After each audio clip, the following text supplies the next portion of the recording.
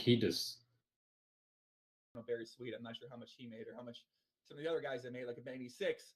But we're going to talk to him more. We're going to find out more about him. And we're joined today. I'm kind of slow rolling you guys on showing you who he is and letting him talk. But we're joined today by Cumacan, aka Cullen Connors. What's up, Cumacan? Welcome to the podcast, my friend. How's it going? pretty good. But I have to say, like, you set a really high standard for intros, and I got to give you like a C on that one. You got to give me a C on that one. Yeah, I was expecting a lot from you there. Wow, hold on a second. Let me go back into the fucking lab. Let me go back in there. Let me start over, guys. Joining me today on the podcast is a young man who posted the sickest fucking poker graph in the history of the game. He's a man that's made $2 million at 25.50 heads up alone. His graph over 1.3 million hands doesn't go down. It just goes up $7 million up in the air. A man who played at Donnie Stern Ansky, and I don't know what happened there, but Donnie Stern decided to quit PLO. Unfortunately, we miss Donnie, a man who somehow stayed under the radar, and we don't know a goddamn thing about him. What do we think? Better? That was more like it. All right, yeah, you're right, man. I don't know. I was kind of like I'm excited about it, but I'm just it's kind of a special thing for as I said before we got on here. It's kind of a special thing for poker, especially because we just don't get many graphs shared anymore, ever at all. And then for you to just kind of pop up, post one of the sickest graphs, and then say that you're gonna quit the game and you might not play Pot Lenoir forever again. It's kind of like happiness, but at the same time, kind of sad because I like having those really great players who do really well at the game around the game. Yeah, I gotcha. So let me show you guys the graph in case you guys did miss the graph, and then we'll get more into things here. So here's the graph, guys. If you can see it, is it showing right now? All right, yeah. So this is the graph that Cumacan did post yesterday. You can kind of see it goes straight up into the sky. And now, kind of, so I guess we'll start with why are you quitting? Why are you deciding to quit poker now? Very sweet. I'm not sure how much he made or how much I'd some of say the other like, guys that made, like a Benny Six. I mean, there's a But bunch of things we're coming gonna into it, but find like, out more about him. number one, I don't really like playing poker, Kind and of like, slow rolling you guys on probably showing like you who he is and one of letting the him talk. biggest factors is just being an American. And like since Black Friday, like this lifestyle like pretty much sucks. Like, it's like it's easy to move to a country for like 3 to 6 months at a time, but like to like permanently move to a country is pretty tough. So like basically my last 5 years has just been like move to a country for like 3 to 6 months, play poker, go back home for a month, and then let's just repeat the process like over and over again. And it's just like it's just not like a sustainable thing that I want to be doing for like a long time. So like a few years ago, like 5 years ago, pretty much when the graph started, I kind of got into the idea in my head that like I could probably retire at an early age if I really like dedicated my time to it. And like I thought at the time it would take like 10 years or so, and like fortunately it took like 5 to get to like around my like magic number. So I'm here now. I'm glad it took 5 because I don't know if I could have done 5 more. Well, interesting. So you kind of had a number in mind of how much money you would have liked to make. You thought it would take 10, and now you've gotten to that point, and now the idea is kind of move back to the States and I guess kind of get out with a different life. Yeah, that's pretty much it. Hmm. I Yeah, feel like but I feel like I pretty much put my life on hold for like 5 years to just like try to make as much money as I could, and like now I can get on with like living like a more balanced hmm. life. Because my life was pretty much just poker for like these past 5 years. So I think a big thing that kind of two things. One, you mentioned about the like isolation feel when you live in a different country, and that's exactly why I left Canada was because I felt like I didn't really enjoy living away from the United States. I didn't really enjoy just kind of I felt like I was trapped in Canada in some type of way. Obviously, we're not trapped there, but it sounds like you definitely have that type of feeling when you go and live in a different country.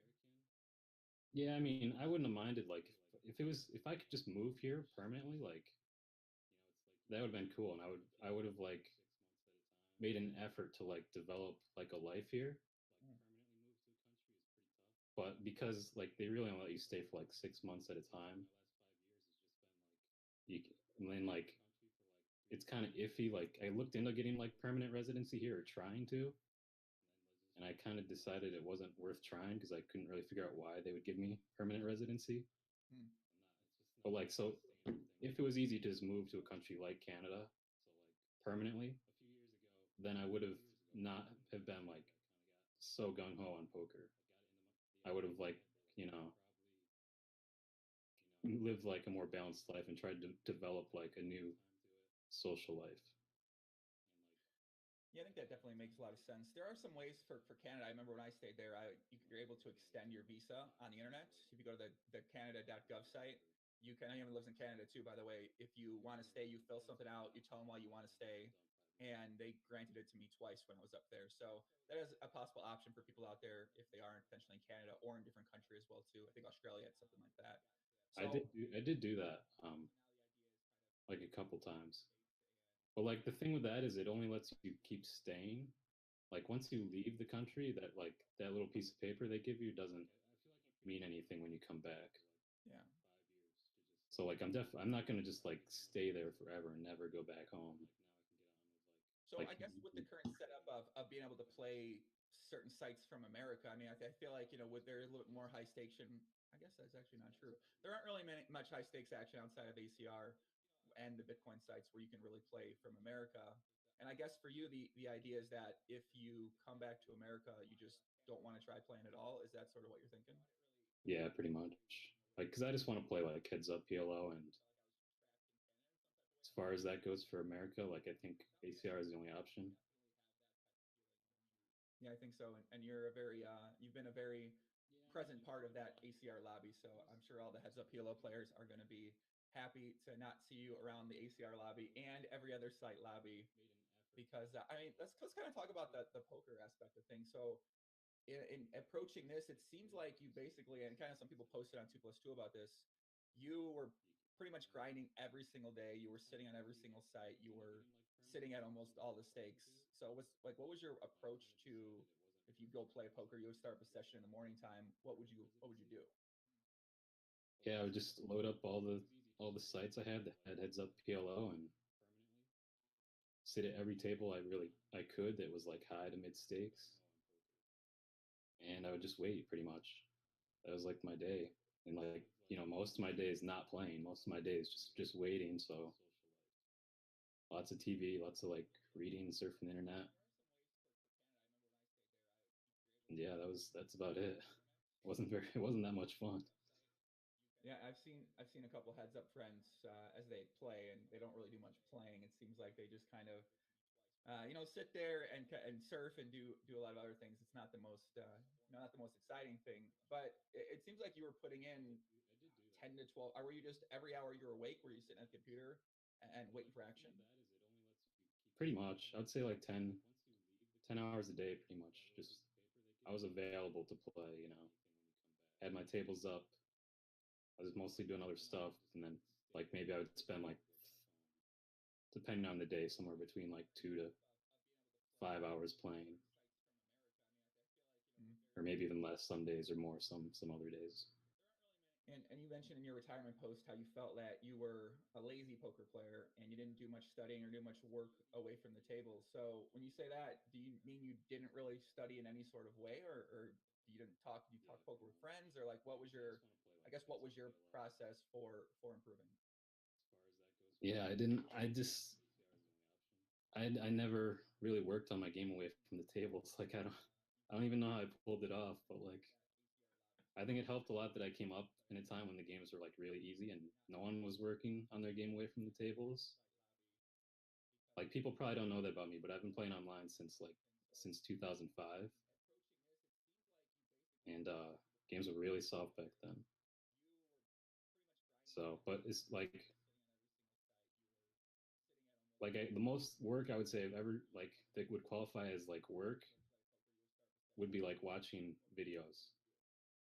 Like I basically learned PLO by watching Phil Galfond videos. Me too.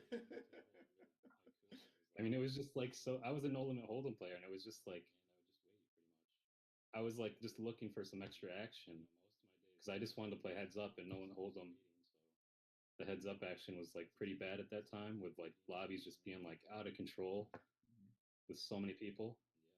So I thought I would just learn enough PLO to like bum hunt it. But then like, pretty soon after I learned it, I pretty much liked PLO a lot better. And I kind of abandoned moment hold'em, which I wish I didn't do that, to be honest. Like I wish I stayed competent enough at moment hold'em to bum hunt it, because I definitely missed out on some money there. Mm. Really interesting stuff there, man. Very kind of very much a different sort of demeanor, a different type of energy I would have expected from you. Kind of, you see you post the graph, and it kind of makes sense why you said you'd want to retire now, because kind of just that feel, understanding that isolation feeling, and being in different countries, being unsure if you can stay or if you can re-enter. Those are things I certainly dealt with a lot, and it was a big reason why I just never went back to Canada once I left there too. So I Yeah, guess when you think about retirement now, what do you envision yourself doing now? With now that you made the money, you don't need to necessarily worry about making money to some large degree. like I don't really see myself ever really like working.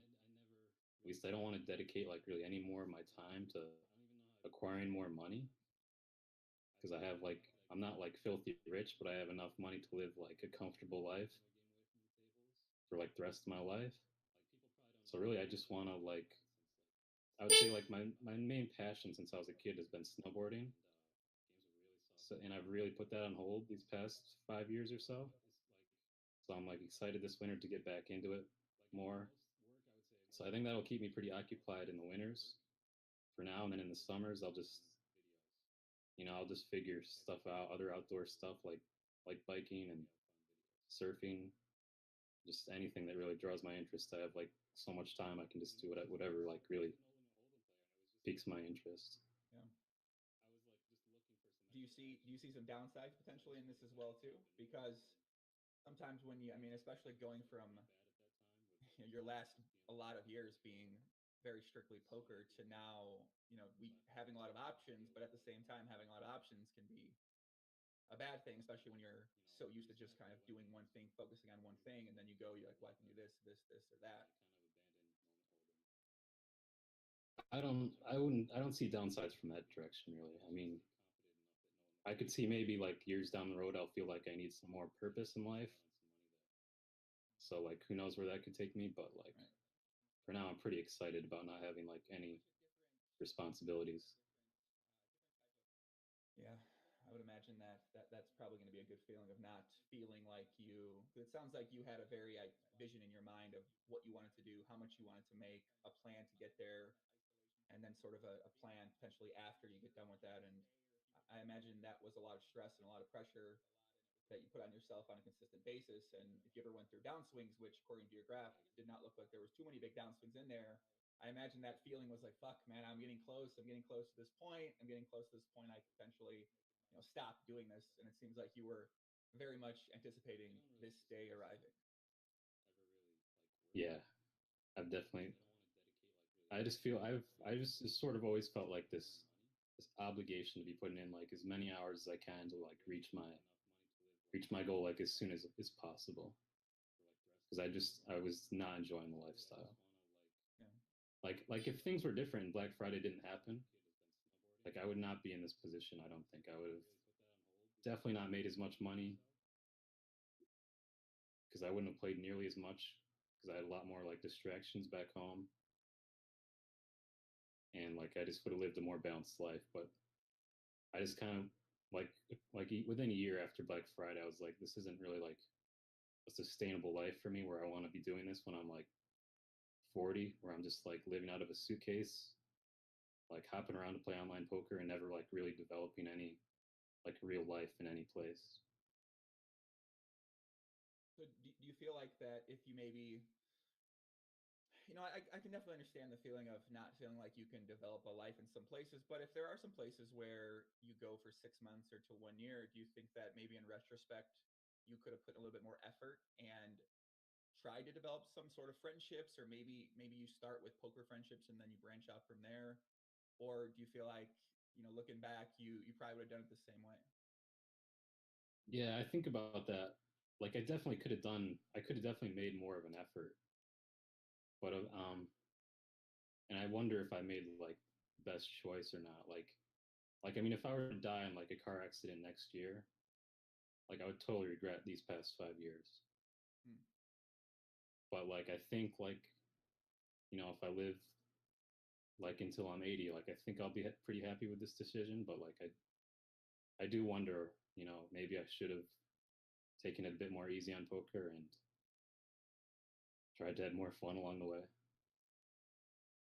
Yeah, I mean, I think that people in the chat are talking about some of the comments that are being said. And let me know if the audio is a little bit more even, guys. I turned mine up a little bit over here too, but I think this is something a lot of people who put in a lot of hours at poker think about. This is something I think about all the time because I pretty much spent 23 to 24 to 28, 29 playing poker every single day, all day long. And could I have had more balance? Should I have made less of a sacrifice? Should I have been less of selfish in terms of trying to include other people and care about other people in my life? And I don't know. I don't know if it's something that really ever goes away once you start having those thoughts into your mind. And I guess from the experience that you've had these past 5 years, and now you look ahead to the future, what would you like to change about the way that you were living from a lifestyle point of view? Well, I mean, I think it's going to change a lot just because I'm going to have like more because I'm like it'll be easier for me to like make like relationships and friends and stuff since I'll be like kind of settling down and like not moving around Mm-hmm. at least, you know. I don't know. It's just like this balance thing.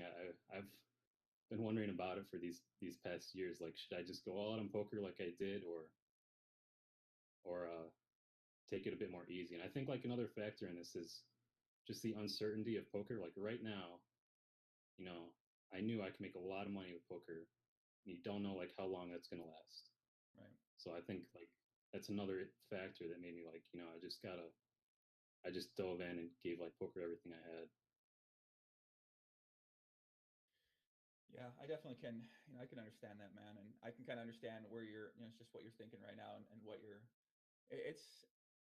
I think to me, the way I try to look at it is, I just say, you know what, I made a decision then because I thought that's what would give me the most success to reach the point I wanted to potentially reach at what I was doing, which was poker. And then from now, it's kind of hard to. I feel like for me, it's very hard to shift away from that approach to life. It's very hard to be like, okay, now I'm going to stop caring about making money. Now I'm going to stop caring about just playing poker and doing the best I can here. I'm going to start caring about these things. And it's kind of like you flip off a switch here and then you want to flip it back on over here. And I personally found that pretty challenging. And the other people I've talked to have, sort of said the same thing. So it'll be kind of interesting to see what happens next for you. And do you have an idea of a place you'd like to go? Do you have a place of people that you might want to go live at where you're friends of yours, or family or anything like that? Well, my family's in New York in the East Coast, but I don't really see myself living there just because I want to be in the mountains. So I'm going to be in the Western U.S. somewhere in a mountain town. Like I got some on my list I'm going to check out, like Lake Tahoe and like Jackson, Wyoming, some places in Colorado. Do you know anyone that already lives So, there right now? no, I don't. Hmm. So I guess the idea would be go there and then kind of get integrated into the community, integrated into doing events outside, and then just kind of meet people along the way. Yep. Hmm. People in the chat are saying you need to come to Vegas, and I need to take you to get out of line for a weekend. I think that probably sounds like a pretty good idea, Chad. I agree. You ever get out of line much, Kimicon? I imagine. I don't know. You don't. I don't know. Do you ever get out of line? Not often. Not often. No. Your screen name seems a little out of line. I got to be honest with you. I never really put together. It was Come Icon, and now I've been thinking more about that. Is that some sort of reference to something, or is Qmacon the way the screen name's supposed to be? So it's I don't have a pronunciation for it really. It's just like a play on my name. So like the first two letters in my first name are CU, and the first two letters in my middle name are MI, and the first three letters in my last name are CON. So I just put it together. Like it's been my AIM screen name since I was like a kid. Okay, that's not as. I'm kind of happy to hear that story because I've been saying Cumicon, and then people said, "Do you know it's cum icon, right?" I said, "What are you talking about? Cum icon? What does that mean? Like icon of cum? I've never Yeah. I've never really heard anything. I never really thought much about what exactly it meant. So I put a lot of I got a lot of questions here from the high stakes PLO thread. Shout out to everybody in the high stakes PLO thread. You even brought Barry Sweet out of he doesn't post too much on 2+2. He even made a post in reference to the post that you made about retiring in there. So a lot of people had some good questions. And now kind of thinking back to the people that you've played, where would you say the power rankings list sit right now? And by the way, I kind of actually first people are talking about potentially you being a big bum hunter, and I don't. You're not a bum hunter, correct? You pretty much play anyone. I'm pretty sure that's the way that you've gone about poker recently, right? At PLO, you played anyone that would sit you. Yeah. Like you can't really be a bum hunter in today's heads up environment. Like because there's a limited amount of tables and there's like pretty tough competition for them. Like you have to play regs to get the tables. But like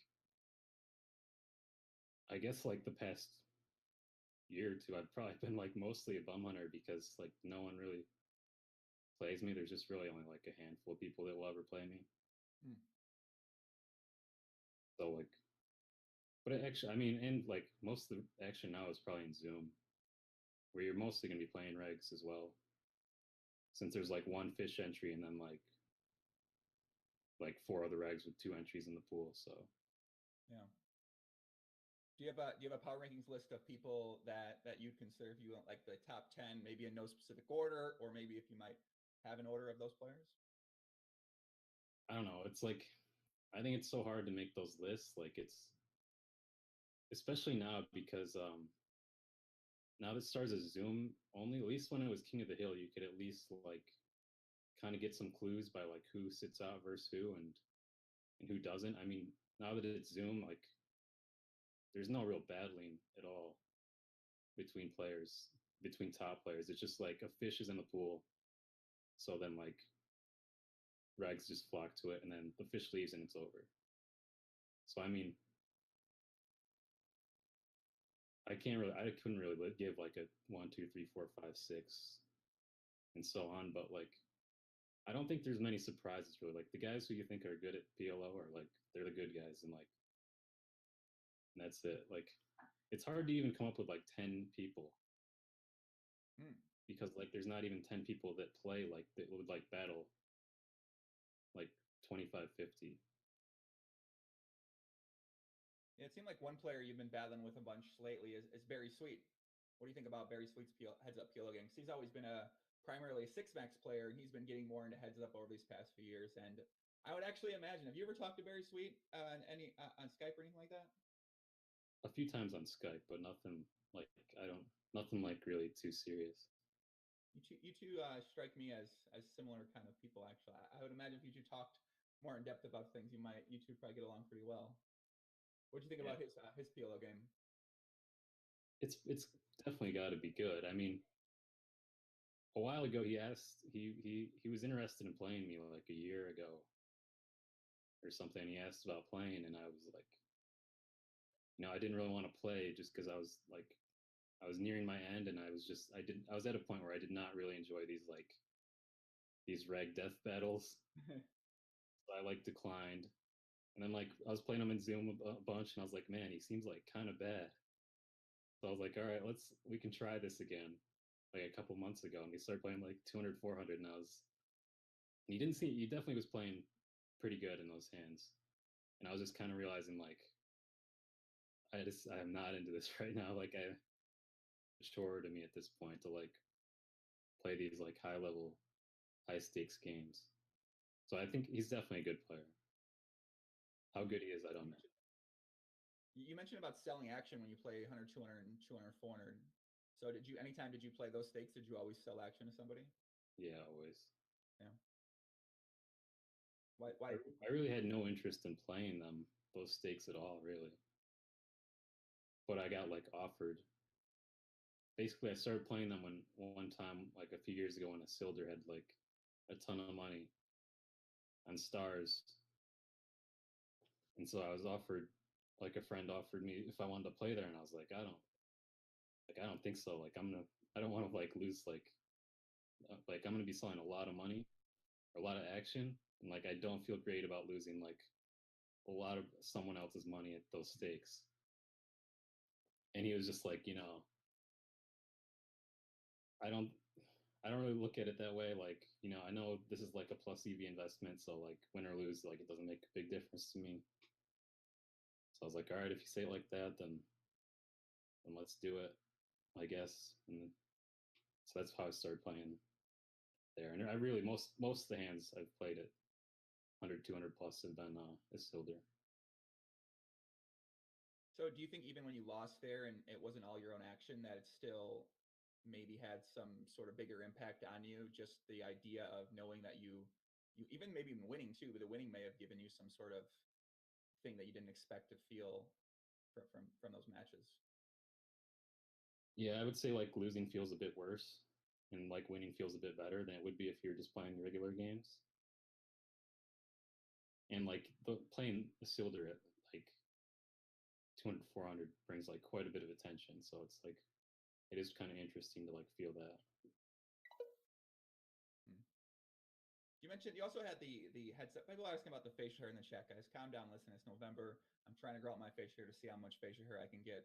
And this side doesn't grow facial hair. If anybody knows, we got a lot of people watching. Please hit me up and tell me what I can do because I don't know, man. I got no idea for that. But the match you played against Donnie Stern Ansky, that was seemed to people, a lot of people seem to follow along with that. And you guys battled a ton of hands, and then I don't know what happened, but then Donnie he moved on from poker, and I think he's working in Chicago right now.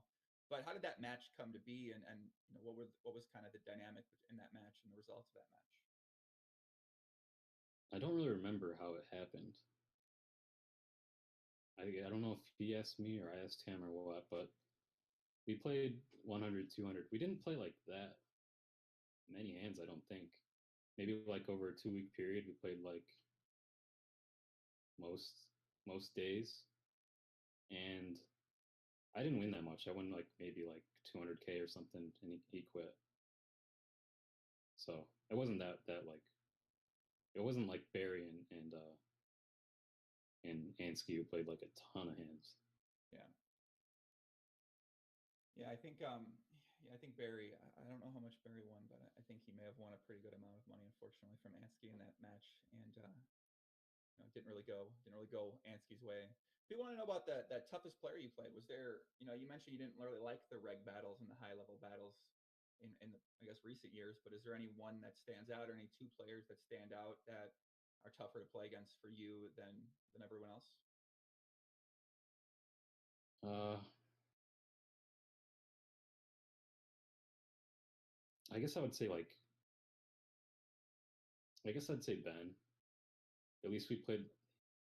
That was probably like the most like hands I played of like real like high level player. We played like 30 some thousand hands in like a 2 or 3 month period, which was just like so many hands. Yeah, for sure. And it was a tough game, and I got pretty burnt out by the end of it. So we finished like I started off winning, um, and like he came back slowly over the 30,000 hands or so, and like I didn't necessarily like I quit the game, but I wasn't like convinced. I wasn't convinced that he was like better than me. I just was like really not feeling like the battle anymore. It was really like draining on me, and there was like this huge crossbook on the game. So like there's this like additional pressure that you just like can't escape from, even though like the people betting on you like aren't like trying to bring that pressure, but you just like can't avoid it. Yeah. And but I just quit because I knew I was not enjoying it, and it was clear like if I had any EV in there at all, it wasn't like a ton. So Yes, you mentioned it was just when the 10, so it was the 10-20 you played against Ben 86, and then there were some people talked about the cross booking going on the side, and that sort of that's what you're talking about, right? Yeah. Okay. yeah. Let's see some of these comments Yeah. You ever really go to watch any videos on the YouTube videos, or you watch any people play anything PLO related at all? Do you have any poker content that you enjoyed watching in your downtime or just throughout the day? Not really. I mean, I've seen anytime you've had like a guest on here who's like a high level cash player, I watch those. But other than that, like Twitch, I don't watch any of that stuff. Hmm. So would you say you're a fan of poker at all? I mean, I'm a fan of like online cash games. Like I don't really care about like the tournament scene or like what's happening in like live poker, but like online cash games has been like my interest since I've been playing poker pretty much. So like I'm interested in what's happening in that arena, but anything else like not too much. Yeah, that's how I used to be. And then when I started making content, I realized that you gotta, I have to do more than that because so many people pay attention to Nolan Hold'em, especially, and to the tournament world. And yeah, I'm very much partial myself to one. I like to pay attention to what's happening online cash game world, but that's kind of the sad thing about online PLO world right now is that it's just nothing like, kind of it used to be in a lot of ways. There's really not that much action. A lot of the action's spread out amongst the different sites, whether it's the Chinese sites, shout out to Chinese sites, or whether it's I mean a bunch of other sites. So did you ever play on the Chinese sites? Yeah, I did. No. I don't know. I didn't like it that much. I didn't think games were like that great. I don't. Maybe I wasn't on the right ones, but and it was just like I didn't like it that much. Yeah. Let's take a look at this picture, other picture you posted. It has your stats in here, and now I have some questions because I issued a challenge to people out there. It's called the 90 VPIP Heads Up Challenge. So this is what a challenge I'm going to be issuing to everybody out there, and myself included. Now, you posted the breakdown of stakes here, and it says 2550 euro, you made $1.6 million. 2550 regular, you made $1 million. 2550, you made $437,000. So these is a very sick graph. The VPIP is through the roof. I don't know if Jane Andes approves of this VPIP or not, but I guess that heads up, this is fine. So you played a 90% VPIP for 1.3 million hands. And what that means at home, guys, is that you very rarely folded to a raise and you never folded the button, it seems like. That's correct? Pretty much, yeah. Wow. Can you give some people how exactly do you play 25 BB per 100 winning poker and play that many hands pre-flop? Well, I mean, in Omaha, the equities just run so close that like you can pretty much get away with just playing every hand in heads up. No I mean, I matter. think maybe No, go ahead. I might have been playing slightly too loose, at least. Like people with solvers are playing tighter than that these days, but I don't know. It worked for me, so that's how I played. Yeah, I think people were asking me, how could he play that many hands and these results? People, I mean, 25 BB per 100. I don't know anyone else with a bigger win rate over this type of sample. I don't think I know anyone. If they did, they probably wouldn't post it. But do you feel like these results are really, really good? Some of the best potentially in the world for this sort of sample? Or do you feel like you could have done better? Do you feel like looking back, do you think you ran bad? I mean, obviously you ran $1 million under EV. Most of that was at the 200, 400 games. You ran $1.3 million, actually 1.3 million under EV there. So kind of looking back at these stake breakdowns and the results, do you feel like more could be possible? I doubt it. I mean, you more like a better win rate is possible if you game select more, but like probably at least 75% of those hands have to be versus regs. So maybe not. I don't know. It's hard to tell how many are would be versus regs and versus fish. Yeah, do you have a lot of people that you talk PLO with as well when you're sort of not playing or when you're waiting for action? I mean, I guess. I mean, I don't. I I'm more so help other people than myself. Like asking questions. Like I have some people who I've coached who will ask me a bunch of stuff, and So, but as far as like me, um, like an equal sharing type of discussion, I don't really have that with anyone. Hmm. Yeah, I would imagine. I would imagine it might be hard to find other people that you could talk at a high level with because you are at one of the highest levels possible in playing the game, and there really aren't that many people that are, of an equal level. I would imagine. Yeah, and people just don't really want to share. Once, like, to find someone of my level that just wants to freely share back and forth is like kind of hard. Once you're like already established, it's easier to find someone when you're like working your way up to stakes with someone, or like people are like hungry to get better together. Like that's a pretty good thing. But I never had that. Like honestly, I never even talked to poker players on Skype until like 2013 or something. I've been playing online for like 7 years without like ever talking to poker players on Skype. Wow. I mean, I got to imagine that that's got to play a part into the way you feel right now about poker is because, I think people try to sometimes, I know a lot of people make friends in poker. They make friendships in poker. They sort of have their groups of people. But then a lot of other players I know don't necessarily have that same thing. And it seems to me that people that have kind of tried to build relationships with friends and relationships with different people in the community are the ones that kind of enjoy poker a little bit more. So I don't know, man. I guess did you feel like you have any poker friends that you since 2013 so you've been talking to them more? Yeah, I've Yeah. developed more over that time. Do you feel like you've enjoyed, I guess, the experience of playing poker, the process of playing poker, and trying to have those results a little bit more since you made those relationships? I don't think it really made much of a difference, really. Yeah. Mm. Interesting stuff, man. Let me see what this chat's saying. Chat's saying all kind of good comments, man. Yeah. So you mentioned when you posted, you didn't expect that much of people to be respond to it, or you didn't think you'd get a reaction from people after you posted the graph and the retirement? Well, I was expecting like some reaction, but it was just I got a bit more than I thought I was gonna get. Just like I searched my name on Google today, and there's like articles about it in like every language. Really? Yeah, It's funny. Yeah, I mean, it's kind of if you're a poker media person or a content creator and you didn't create something about this, then you're terrible at your job. That's kind of what I would say because it's sort of, this is what people want. Like they find inspiration in things like this. I think a lot of people, so wonder, are people making a lot of money at poker?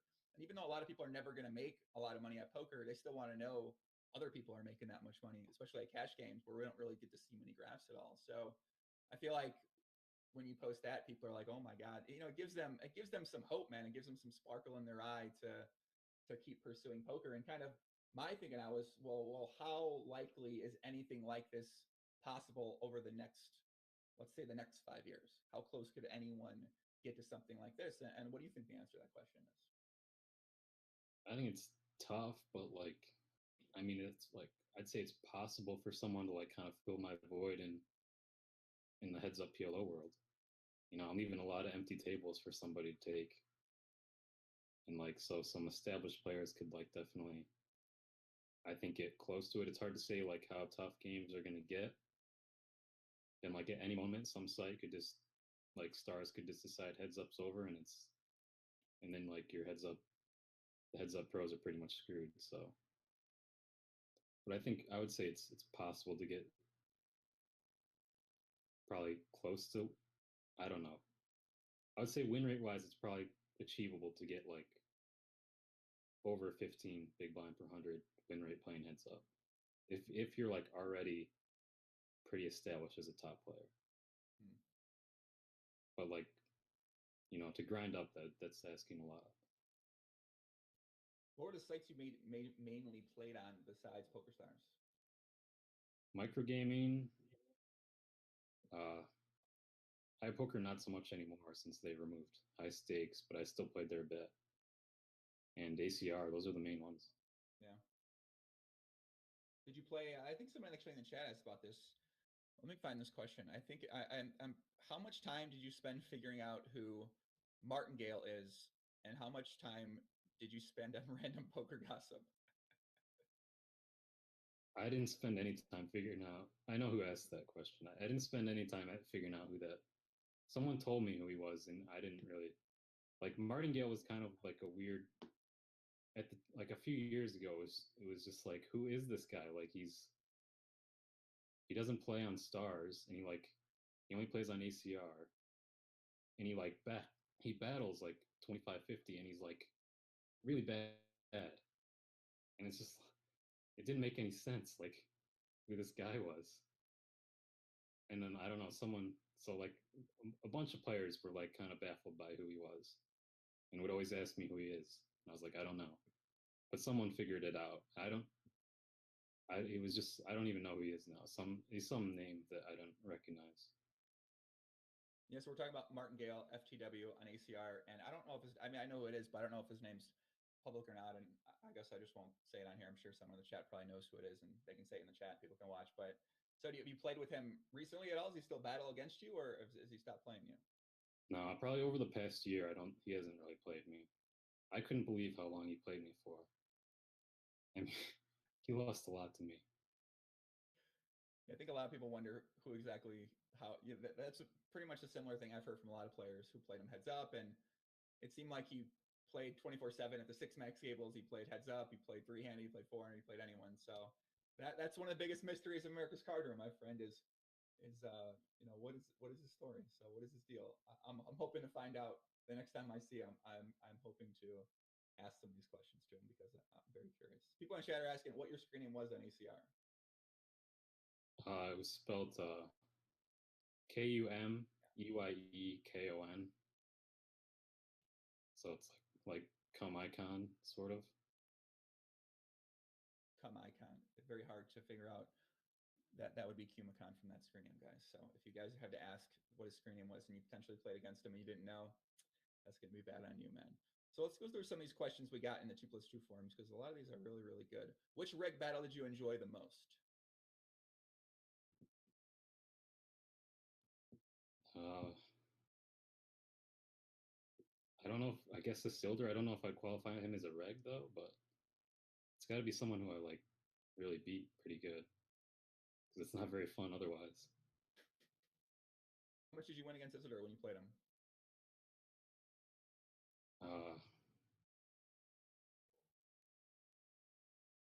I guess like in total it's probably like 1 million, but some of it I had action sold.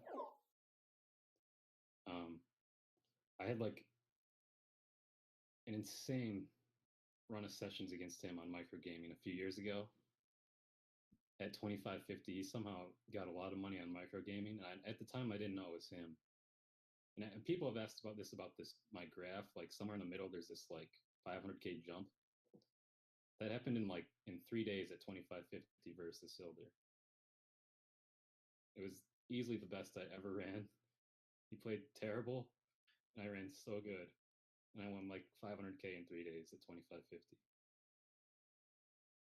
Well, Isildur's capable of losing that amount of money and that amount of buy-in in a short period of time, as we've seen. I don't even know how he could continue playing. Like I didn't lose like any hands. Like I have pretty good emotional control, but like if I were in his shoes, like I would have definitely broken something. Like he would just like every hand he just get stacked and reload over and over again. I don't know how he could do it. I ran so good. Do you feel like he was the type of player who, when he was running bad, he just played completely terrible, and then when obviously he was running well, he may played significantly better? I mean, when he's tilted, he's definitely way more spewy, and the game's way more high variance. But I also feel like when he's trying to play good, he's like actually easier to play against. But like when he's on tilt, you're definitely like a bit more uncomfortable when you're playing him. Right. But like when he's playing solid, like I feel like really confident in my reads and stuff.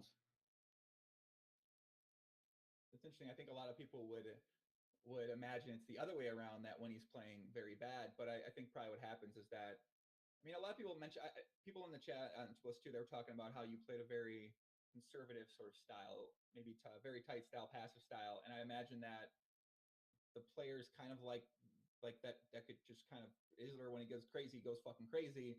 And that kind of style, might not be in the comfort zone for you. I guess obviously I'm sure you still do very well against that style, but it makes sense that I guess a better, more fundamentally sound approach that he would do when he's winning. That's what you felt the most comfortable playing against, and that's when you felt like you probably do better against. Well, I probably do better when he's on tilt, but it just like Yeah. it feels more uncomfortable. But when he's not on tilt, I feel very comfortable because I just feel like he just plays like too straightforward, Mm. and I'm like real confident in my reads. But when he's on tilt, I'm kind of like, is he really gonna like? Is he gonna bluff now here? When like before, I'd be like, there's no way he's bluffing here. Yeah. Hasn't he gotten better? I've heard people he's gotten better in these past over the recent years. I haven't played him much in like the past year or two. Yeah. I don't know. Who has been the main person you played over the past year or two? Probably just like whoever's been in Zoom a lot. Like, cause I haven't really played like a real tough reg battle this year. I was like Barry, we've only played maybe like 3,000 hands or something. So combined with Zoom, like maybe it's Barry. Um, it could be like Amp so good. I played a lot of Zoom with him. Mm-hmm. Ask him about his bankroll management or heads up PLO cash, guys. I think he's over. I think you're pretty rolled for most of the stakes you play, right? Yeah, I'm probably guilty of being like too conservative. Really, I mean, I should have taken bigger pieces of myself at higher stakes, but because like so much of my action comes from like 5, 10, and 10, 20, and like being a heads up player, you don't have a lot of choice of like games. Like you play like what's available when it's available. So losing like six figures at higher stakes just like so brutal to come back the next day and play like 5, 10, and 10, 20. So I was always pretty conservative and like not playing especially high on my own, just because it was definitely negative EV money wise, but some plus EV in like my sanity. For sure, I can imagine that. I mean, it seems like you set all the stakes, all the sites, and you played every single day. And if you lost $400,000 one day, and then the next day you got someone sitting you at 510 with $700, I mean, I don't know. I imagine it's yeah, I don't know. That's got to put people in a pretty weird place. The people that do that, which I don't know how many people do that, but yeah, and it seems like your win rate was very consistent at these smaller stakes too. So there really wasn't much variance for the most part. And obviously, the higher stakes that you go, in theory, the more variance, the more money varying swings that are going to go into play. So it kind of seems like playing the lower stakes and focusing on that was no risk in some type of way, I guess you could say. Yeah, I mean, playing like the lower stakes, I just try to view it as like, I mean, you can see my 5, 10 numbers on there. Like, what am I winning? Like $3 a hand or something at 5, 10. Let me pull these up here for the chat. Let me see if we can take a look at the 510, 158,000 hands, $351,000 profit. Like two. Yeah, it's like two a hand, which is like pretty good. So you got to try to think of it as like in the long run. Like Yeah. winning 1,000 here, 1,000 there from 5, 10, like day to day, it doesn't make that much of a difference, but it adds up over time. For sure. Yeah, you only had a 22 big blind per 100 win rate there, so definitely struggled a little bit there. 3-6, you obviously 36.56, so you regained a little. You got pretty good there. 3-6 euro, that is 3-6. All these euro tables, you pretty much crushed. It seems like. It seems like you're unstoppable at every euro limit. Every euro limit, it seems like you did very well here. Yes, that's confirmed. Well, I guess every limit, but did you have one limit that you struggle with more than others, or? I don't know. Whatever the table said, there's nothing. I just want to show these again, guys. Take a look at this guy. It is fucking crazy, man. Listen, I don't know, man. I know right now, from talking with you, you seem like, you feel like you maybe didn't make the most of what these past bunch of years could have been, and you could have done things differently or whatever. But man, you got to be proud about this. You got to be the success that, I mean, this is something that, how many people fucking play poker? How many people play PLO? How many people play heads up poker and dream of doing something like this? You've been able to do something, even though you sacrifice in some ways, man. You've been able to have these results that people fucking dream. They they would do so many different. It's just like this is what people like. You can't even dream this really because it's just something that's just so crazy. So to be able to do something that special, that unique, that rare. And you mentioned, maybe I wasted the 5 years. I think in doing this, you've had to have built up so many skills and abilities and qualities in yourself as a person that will translate over to anything that you do. And until you start doing other things, might not realize it. But to be able to do this, you have to be great at so many different areas of yourself, of strategy, of the mental game, of discipline, of just everything. And right now, talking with you, it kind of seems like, maybe it's just, you've been so focused on the grind that you haven't taken a step back to be able to think about that. But I mean, are you proud about what you've done? When you look at, are you happy about it? Are you sort of like, do you have any sort of emotion when it comes to thinking about the consistency, dedication, and the success that you've had with poker? I mean, I'm definitely like proud of it. I mean, it was so much work. Like, there's no way I'm not proud of it and like happy with what I accomplished there. Mm-hmm. So I mean, no question. Like, I'm definitely pretty stoked on what I did. Yeah. I mean, yeah, it's just, it's crazy, but I can understand, man. You've been doing poker so long. It feels like, especially when you're out of the country. I mean, I just get it. You know what I mean? I know people in chat, some people in chat are kind of saying things, ask questions, but people say, do you have any sort of emotion? It's a good question. Yeah, but I mean, I'd say I definitely have like higher levels of like emotional control than most people. Like, I do not like really let like my emotions affect my play too much. Mm-hmm. Do you feel like outside of poker that you also are able to, I guess, feel a lot of strong emotions? I don't know. I would definitely think most people would think me as being like pretty even keeled. Like, I'm pretty like in control of like my emotions, I think. Yeah. I think that's something that happens to a lot of poker players where once you get to the high stakes and you realize you can't live and die with every win and every loss, your emotional control that you have for poker starts translating over to your emotional control that you have in your regular life. And yeah, it can definitely be it can be tough to experience joy and happiness doing things, but it sounds like you still do experience that when you go do outdoor stuff, when you snowboard, and when you do things like that. Yeah. Yeah. Let me see some comments here in the chat, guys. Monk, yeah, the solvers. What do you think about the solvers coming into play? It seems like the solvers are being more of a thing in Omaha right now. Have you ever studied with one? What do you feel like that'll do to the future of the games? I've never used one.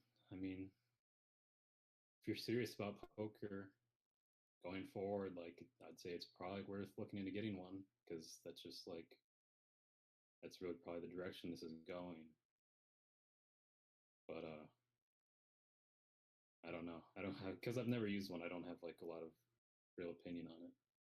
Yeah, I think the solver might say to play less hands pre-flop, but I don't know, man. I'm playing 90 VPIP. Listen, Kumakan, I'm about to get on the heads up helo grind this week, and I'm going to be playing 90% VPIP. I'm telling you guys right now, I'm going to play 90% VPIP. I'm going to post the results, and I'm probably going to be down about 35 big blinds per 100, and I'm okay with that. I'm going to learn. I got to learn somehow. So I guess at lower stakes, though, it's probably not best to play that type of VPIP because the rake is such a big part of it, like 2 4 3 6, or do you think even 2 4 3 6 it's still proper to have a VPIP like that?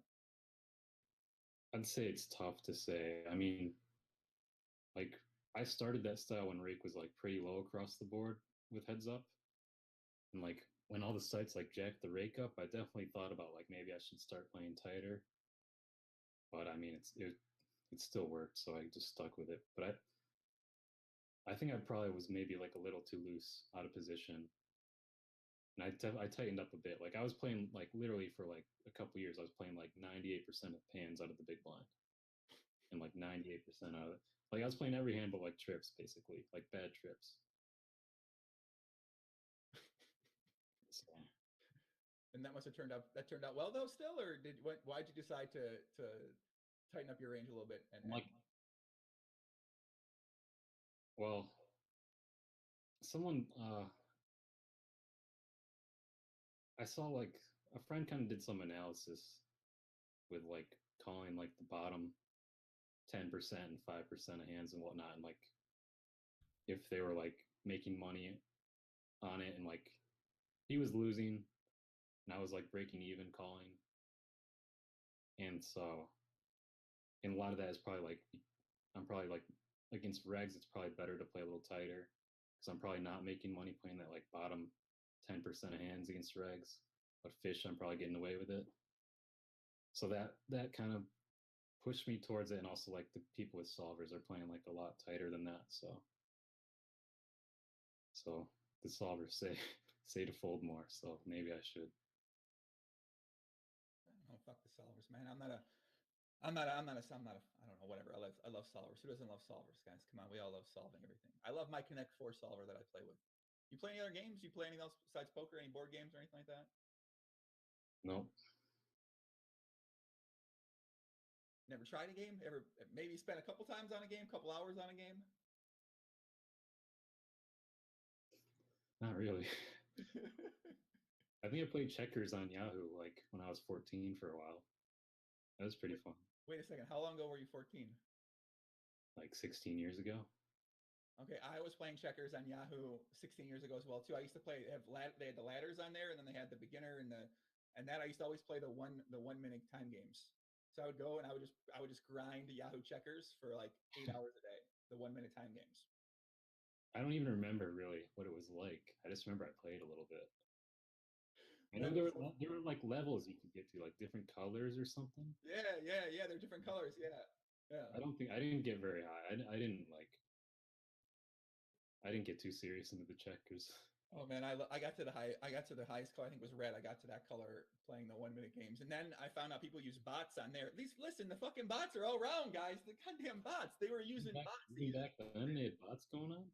Yes, there's a program that was called like Checkerboard or something like that. And what they do is it was made for Yahoo, and they could implement the best engines into the program, and it would play for you on fucking Yahoo during it. It would instantly go every time. So it'd be like it was crazy. So you had to compete against the bots, and then you wouldn't play the bots, but it was, I don't know, man. It was fun. I miss checkers. I put it like that. I still play sometimes. I play checkers, Connect 4, and they're very fun. Connect 4 is like a fun game. You can do it easy. There's a solver you can play against too, which is kind of fun to figure out the perfect way to play the solver. But yeah, it's a good time, man. Maybe some games, you might get into some games now that you're hanging out poker. So you said you don't think you're gonna play any poker at all. You're not gonna play any live. Maybe come to the series. Maybe meet some of the regulars or anything like that. Or you just done. That's it. Maybe when I'm like 60, I'll decide it'll be like fun to play the main event or something. But other than that, I don't like playing. I don't like playing live. It's just too slow for someone who's like so desensitized to like the action that you get online with just like multi-tabling and playing heads up. Like I can't do live, and I don't like playing tournaments. So like combine the two together and like not into it. Like I'm not gonna sit in an airplane to go do that. What if there was a PLO game where you'd be drinking and also talking aloud at the table with other players? I suppose that could be like kind of fun. Okay. I like that idea, man. I'm gonna make it a mission to get you out to Vegas to play some live PLO, play some of the out of line summer PLO games that I put together because they're a good time, they're fun, and people are drinking in those games, man. Those are a really good time here. So let me go through some more of these questions here that they asked in the forums. What was his lifestyle like, putting so much into poker over the years? Oh, I think we kind of talked about it. Wasn't that great. I mean, I sat in front of my computer for like 10 hours a day for like 3 to 6 months at a time, and then I would go home and relax for like a month, and I would just like repeat the process. I mean, it's definitely the best way to get like good and make a lot of money, but we already touched on like the balance there. So Yeah, for sure. I mean, maybe a little more. I mean, I guess the balance could have been good, but at the same time, I talk about to a lot of people when they say, "How do you succeed at poker?" You sort of have to be all in a lot of ways to be able to have top level success at poker on a consistent basis. And I mean, you could argue that that's what it takes. And maybe if you didn't take that approach, you wouldn't have had the same success consistently that you've had at the game. yeah, I mean, definitely in heads up too. I mean, it's just like you got to put in if you want to make a lot of money in heads up, you just got to put in a lot of hours because most of it is just waiting. If you're not around to wait, like you're just not gonna make money. What about the great game of Six Max Pot Limit Omaha? I just didn't. I used to be like a no limit hold'em six max. That was my game, like 5, 10, 10, 20, back from like 2006 to 2010 ish, and I just eventually got burnt out with the six max. And I always enjoyed heads up more, so eventually I just kind of decided I wanted to be like a heads up pro. And I started with just no limit hold'em heads up, and then like to try to increase my action, I thought like in like poker table ratings was out at this time, and like some people were crushing heads up PLO. And I was like, and I had all the misconception that like PLO is this crazy variance game, and like heads up, it's even crazier. So I was like, I'm just gonna learn PLO like just enough to bum on it because I don't want anything to do with like this crazy variance. And like from there, I just like abandoned hold'em after a little while. Like I think we talked about it already. Yeah. Yeah, I missed poker table ratings. That was if you guys weren't around the poker table ratings days, that was just an amazing site. They had these badges. They had a top hat I always wanted to try to get. Did you get a top hat on there? No, I didn't get a top hat. Man, I wanted a top hat so bad. You could always what you do is anytime a player sat, you'd instantly copy and paste their name into PTR. It'd pull up their ratings if they had it had the color, and if they were, you'd always, I mean, whatever. It was a fun time. It was a fun time to be playing online poker for sure. All the comments, you could leave comments. Did you ever leave comments on people in there? I definitely did. I'm sure I did. Like the comments were probably the best part because you could just blast people without anyone knowing who it was. Like because it's just like inevitable. It's like impossible to not get really pissed off at people. Yeah. And you're like, this guy sucks. Like he's terrible. Yeah, I used to go on there and tell some of the regulars, I was like, "You nitty motherfuckers." I was very vulgar with some of my words, and then they'd come on my page. Dong Predator, who's a longtime PLO regular, me and him used to go on each other's page and just leave some very mean comments to each other.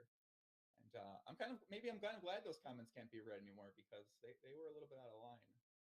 No doubt Yeah, they about were pretty it. fun though. They were definitely fun, man.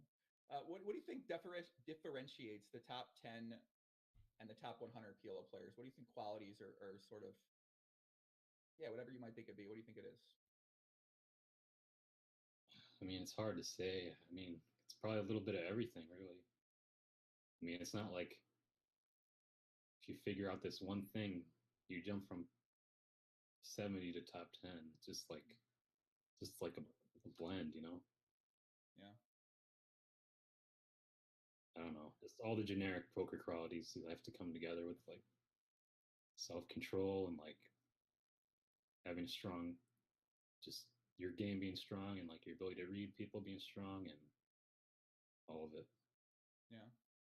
I think like one thing I've been noticing lately is that between the mid stakes players and high stakes players is that it seems like the high stakes players attack in all the spots where your range is a little bit weaker.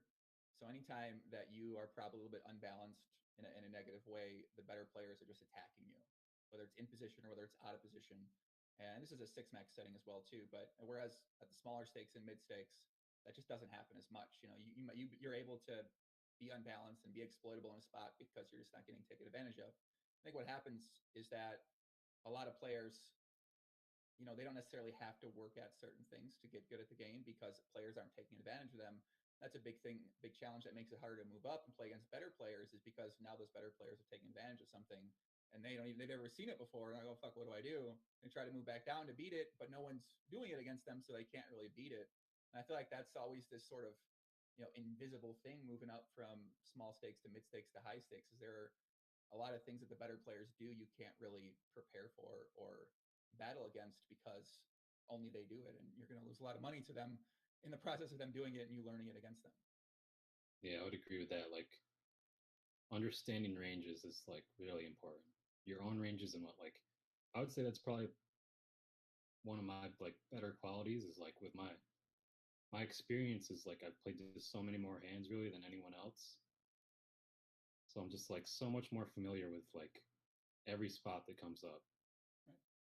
And like in a lot of spots, like I know what your range looks like better than you know what it looks like, so I can make better decisions based on that.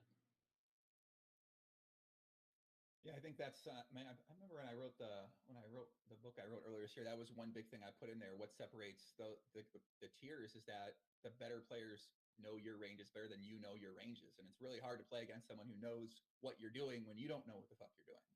Like Yeah. especially in those turns and river spots and these unique situations, like when you don't have a really good idea of what you're doing, and another guy does. That's a very hard person to beat, and it's you don't really even know that. You don't even know you're getting beat or getting exploited or anything like that's going on against the players. You just, you're sort of naive. You don't even not even naive. You just are completely unaware. Yeah. So let me see some of these other ones. What else we got? Do you think anyone made more money in PLO the last 5 years? Online, I would say definitely not. Definitely not.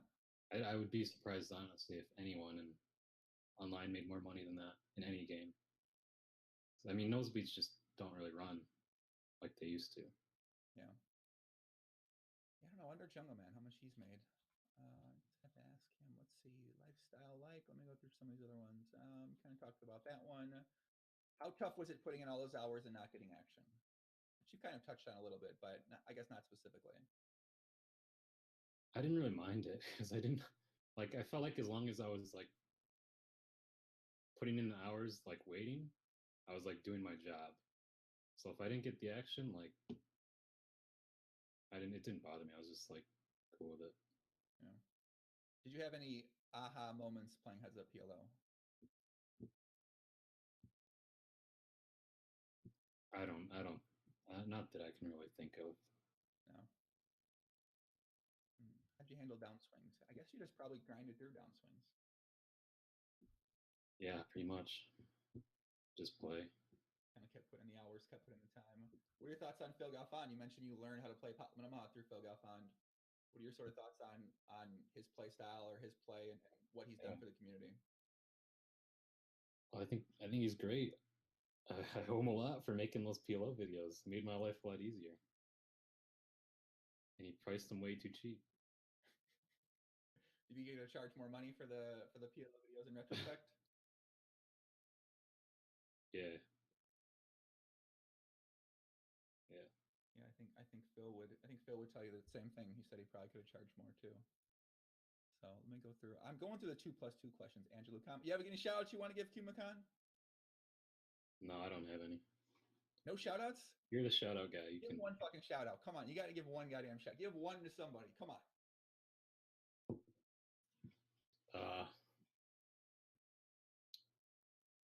Shout out to my mom. Okay, shout out to your mom. She watching? Does she pay attention to what goes on with you and with poker? She stays on top of it somehow. I don't know. She's always asking me about like these high stakes database articles. Oh, really? That's awesome. She has no idea what like anything means. Like she's like, what does PLO mean? Did you tell her it was the great game, or what do you tell her when she says what's PLO mean? I say it's Omaha. It's what I play. Yeah. Pot Limit Omaha. Mother, if you're watching right now, Kimacon's mother, Pot Limit Omaha. It's the great game. You get 4 cards instead of 2. Never have to fold the 3 bets. You can call 98% of your hands pre-flop and have a 25 big blind per 100 win rate at Heads Up PLO. It is the game that you want to play if you're going to consider playing. Check it out. We got videos out there. We got lessons. Phil Galfond's got videos. Jay Nannis has videos. Sign up for Pot Limit Omaha today, and you can have a graph that goes straight up with no variance. Yeah? Good? What do you think? Okay. Signed up? She in? She might be in. I don't know. Okay, a couple more questions here from 2+2. Are there regs you thought behaved poorly etiquette wise, and who would they be? Bang bang.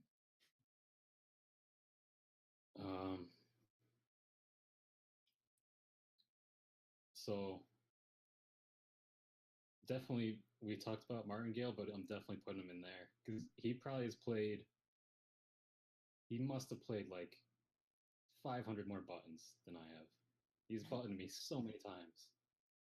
Because like every day he's sitting at the tables when I log on, and I have to join him to get the tables, and it auto posts on ACR. Yeah. And he always takes the button, always. So I'll give him one, And then like I feel kind of bad saying this guy because he just sent me like a nice PM, but Baz was super annoying back when he was playing on Stars. Who's Back that? when it What's was his King name? Baz, B-A-Z? Bazzz. Okay, okay, I know him, yeah. Back when Stars was King of the Hill, and like the bottom tables would get more action than the other tables in the lobby. So there was this extra incentive to like have the bottom tables. So I wanted them, and Baz wanted them, and Baz like didn't really want to play me for him, but he didn't want to give them up. So he would just play as slow as he possibly could on every decision. Like 15 seconds to call pre-flop, 15 seconds to check the flop, 15 seconds to like bet the turn. It was just I remember like four tabling him, playing him on like every bottom table that he had from like 2-4 to 10-20, and still being like so bored that I could watch TV on the side. And he did this on purpose to try to tilt you or try to get you to quit? And what was kind of the... Yeah, just to try to get me to give up, but I'm like way too stubborn to let someone get away with that. So you guys, sat there playing 15 seconds apiece for hours? And then what would end up happening in those matches? Yeah, I mean, it would just last for until he would give up, which would sometimes be like a couple hours. That's awesome, man. What are your happiest moments in life or biggest regrets? It's a question from 2+2. I love 2+2. Shout out In to life, 2+2.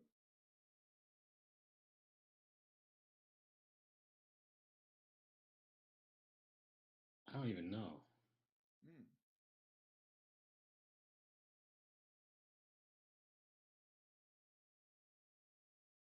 Sounds like that's something I that don't you know. sounds like something you could aim for now. It sounds like now is a chance you have to be able to make some of those moments, figure out what those were. Maybe a year from now you look back in retrospect and you say, well, maybe this point in my career was a happy moment I have. Yeah, I would say like some of the, at least in terms of like the best feeling, like some of those like early crazy sessions, like where you win a ton of money, definitely like best like feeling, but like I don't know. I wouldn't know if I'd call those like a best moment in life Yeah. type thing. I think one of my happiest poker moments was when I stacked Gene's 89 at 100, 200 for 100 and some big blinds deep, because that motherfucker is the biggest nit of all time once you get above 100 big blinds deep. So that is definitely one of my happiest moments. The other happiest moments in my life are when I would try to tilt the all the short stackers, and I would spend my entire time berating them in the chat and on the forums and on poker table ratings over time, and trying to get them to quit playing poker because they short stacked, and I fucking hate short stackers. So shout out to short I'm stackers, with you guys. on that. I hate short stackers. Yeah, right. Talk more about that. Why do you hate short stackers? What's your problem with short stackers? I'll tell you my problem with these guys. It's just a boring game, and like if they double up, they're gonna leave. It's just no fun. Have you ever played short stack before? No.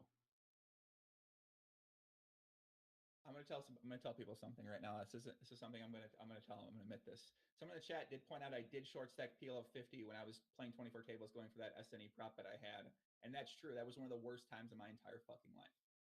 I do not advocate short stacking small stakes pot Minoha, but I did try it for a little bit playing 10-20 on a certain site, and I gotta say it wasn't as terrible as I thought it would be.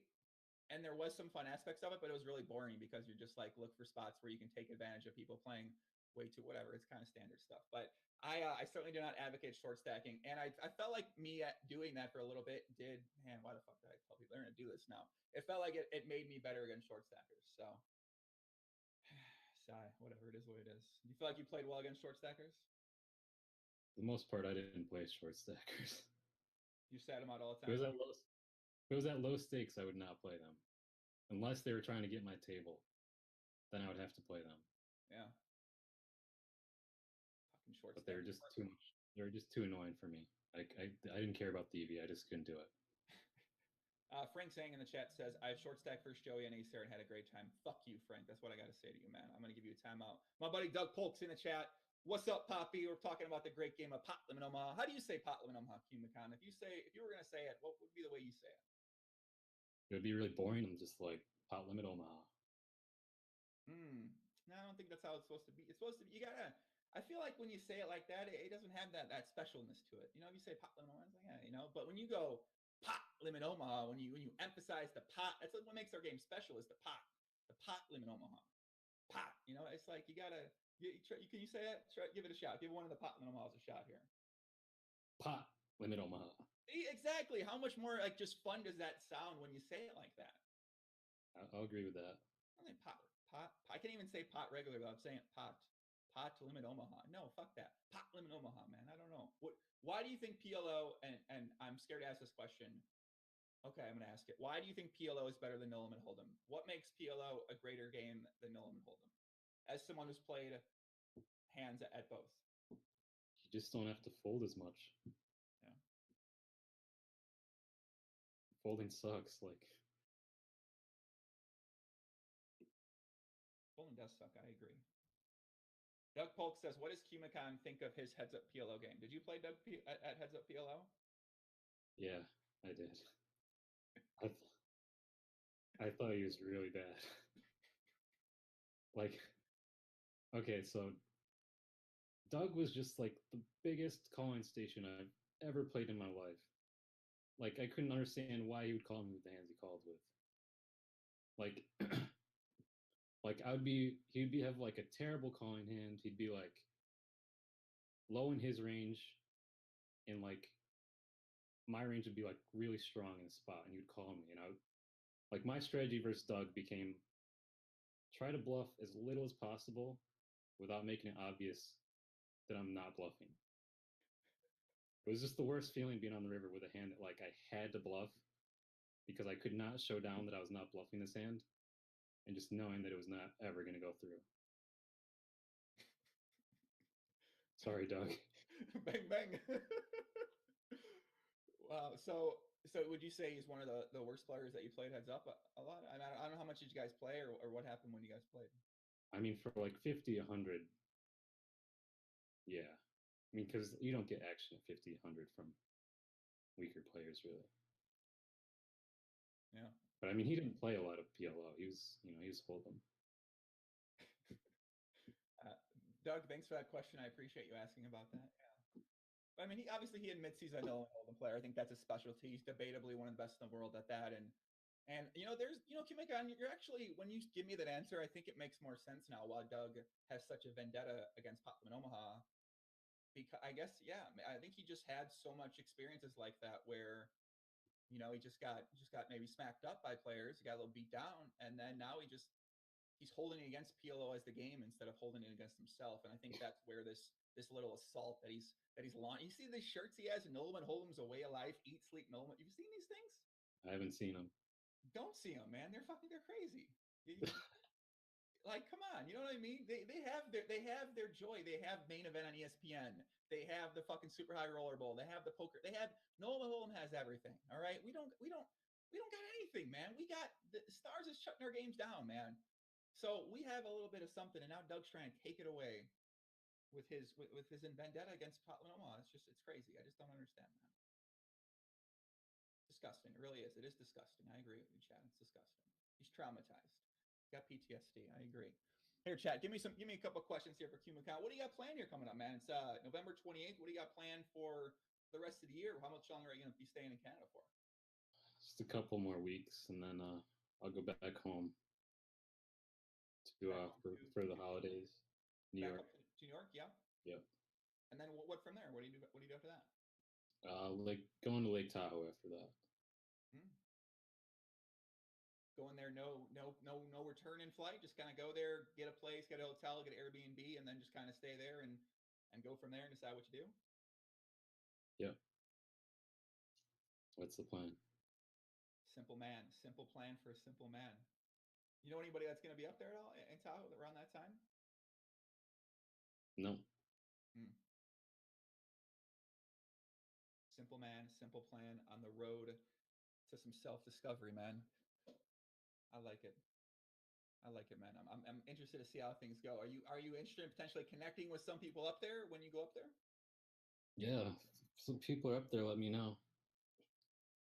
Could use it. I think I know some people that are in Tahoe that'll probably be there around the January time. So it'll probably make life a little bit more enjoyable, a little bit easier in terms of meeting people. Because obviously, when you go to a place by yourself, we still meet people. But even me, I mean, I'm a talkative guy. But even when I go to places by myself, I'm like, I'm gonna stay inside. I've got so many of these habits built up from online poker where I just stay inside for days and days and days. I have to force myself to go outside. So I've always found that when I put myself out there a little bit and know people when I go to a place and kind of meet up with them, it gives me some anxiety a little bit, but once I do it, it makes it easier. And I feel like my experiences have been a bit better in the past because I've gone to some countries before and I just stayed in the hotel for like 3 weeks. I haven't even gone out and done anything. They're like, you went, like when I went to Australia and I moved there, he said, you moved to Australia. How was it? I go, well, I kind of spent a lot of time playing poker on the internet and losing a lot of money. I didn't necessarily do much there. I did it once every 2 weeks or something, but I didn't really do anything in Australia. I just use it as a fucking room to play online poker. So it's not, you know what I mean? That's kind of how I view my travel experiences, for better or worse. Yeah. Do you feel that same way about some of the trips you've taken and some of the places you've lived? Yeah, a bit, but I do try to get out a bit. Yeah. See the world. Get some outside. Yeah, you mentioned you love the outside too. So it's probably one of the fun parts of visiting a new place is getting to be able to experience the outdoors of that place. Yeah. Doug says, joke is on Cumicon. I have my graph heads up for Sim. I only lost 145,000. Okay. Simple enough. Simple enough. All right. Shimmy333 says, yo, ask him what his biggest splurge. What does he spend money on? I bought a house in 2009. That was definitely the biggest and worst. And then like Black Friday happened. Yeah. I'm not really a big spender. What one thing? Give me one. What watch? Yeah, I did do this stupid 5K watch thing. You got everyone. I bought the 5K watch too. I still have it. You need to. That's when you arrive at poker when you buy the 5K watch. Yeah, everyone has to have one 5K watch. 5K min, obviously. You can go above that if you're fucking psycho, whatever. But I think you need to have the 5K watch. I guess. What else are you do with the money though, man? You make the money. You gotta. In theory, you want to spend it on something, right? Well, I want it to last a long time, so I don't spend it. It all goes into index funds, really. What about the crypto? Are you into Bitcoin? Are you into Ethereum or shitcoin? I don't even know. Whatever. Yeah, I have some, but not as much as I should have had. Are you mainly Bitcoin? Pretty much like in Ethereum. Okay. Robert Mercer, listen, I've seen some of your comments. I'm not asking him anything that you're going to ask about Lake Tahoe. I don't want to put you two in touch. You seem a little fucking weird, brother. Not that. That's all I'm going to say about that. Let's see. Gabriel B. Joey, ask him how he dealt with the downswings. I just played. I mean, there's not really downswings just suck. I don't know. I just played through them.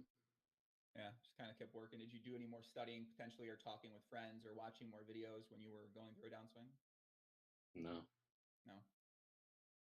Just kept at it, man. Kept it moving, huh? Just kept going, kept working, kept grinding, kept your head down, kept focused, had the belief in yourself and had the confidence in yourself that you'd be able to get past it. Yeah. I mean, I guess you didn't really have many downswings either. Not too many. There's some little ones in there. All right, guys, let's take a look at this graph and let's see if we can point out some downswings here. Hold on a second here. All right, so let me take a look here. All right, so hand. Look at that sucker at like 1.1 million hand. Yeah, so hand 0, you start up right away. Okay, all right. I see a big upswing here at hand 500,000. Okay, that's probably that one you mentioned earlier. Up. Wait, no, a downswing right here about 1.05 million hands. It looks like you had a few $100,000 downswing right here. Yeah.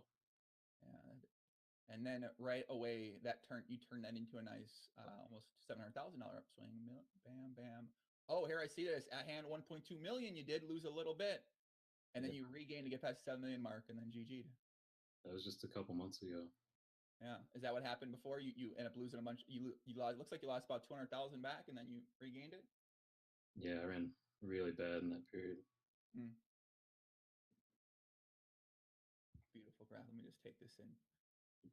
I'm turning the graph off, everybody in the chat. So put your away. I know some of you guys out there do some weird shit to graphs. So please, people want to know, did you ever play Jay Nandez? Did you ever play with the professor of Omaha? I think years ago he played a little, like maybe not significant. Really, I don't remember much about him. He wouldn't approve of your VPIP, that's for sure. He's the biggest nit in the entire world. So he advocates a very tight style. Can you ever imagine folding 3-3-4-4 double suited in middle position in any game? I don't know. I don't know enough about six max, but that is a pretty sexy looking hand. I know. That's what I'm saying. I know. It's even even begin to try to justify you could fold the 3-3-4-4 double suited. You got problems. You really do. You got issues, Fernando. You got issues, buddy. Okay, listen. He's here in Vegas right now. I don't even want to go see him. He's such a nit. I don't want to rub off on me. So, all right, a couple more questions here from the chat. Did you find one of the questions? Is any question that you saw in the 2+2 thread, did any of them stand out as being something like, oh, that's a really good one? I mean, I guess most of them are pretty good. I didn't like select any. People said, did I play against Kumikan? Yes, I played against him. I'm up about 35 buy-ins against him, of course, because I beast head. No, I don't think I ever played Kumikan heads up. I've never played.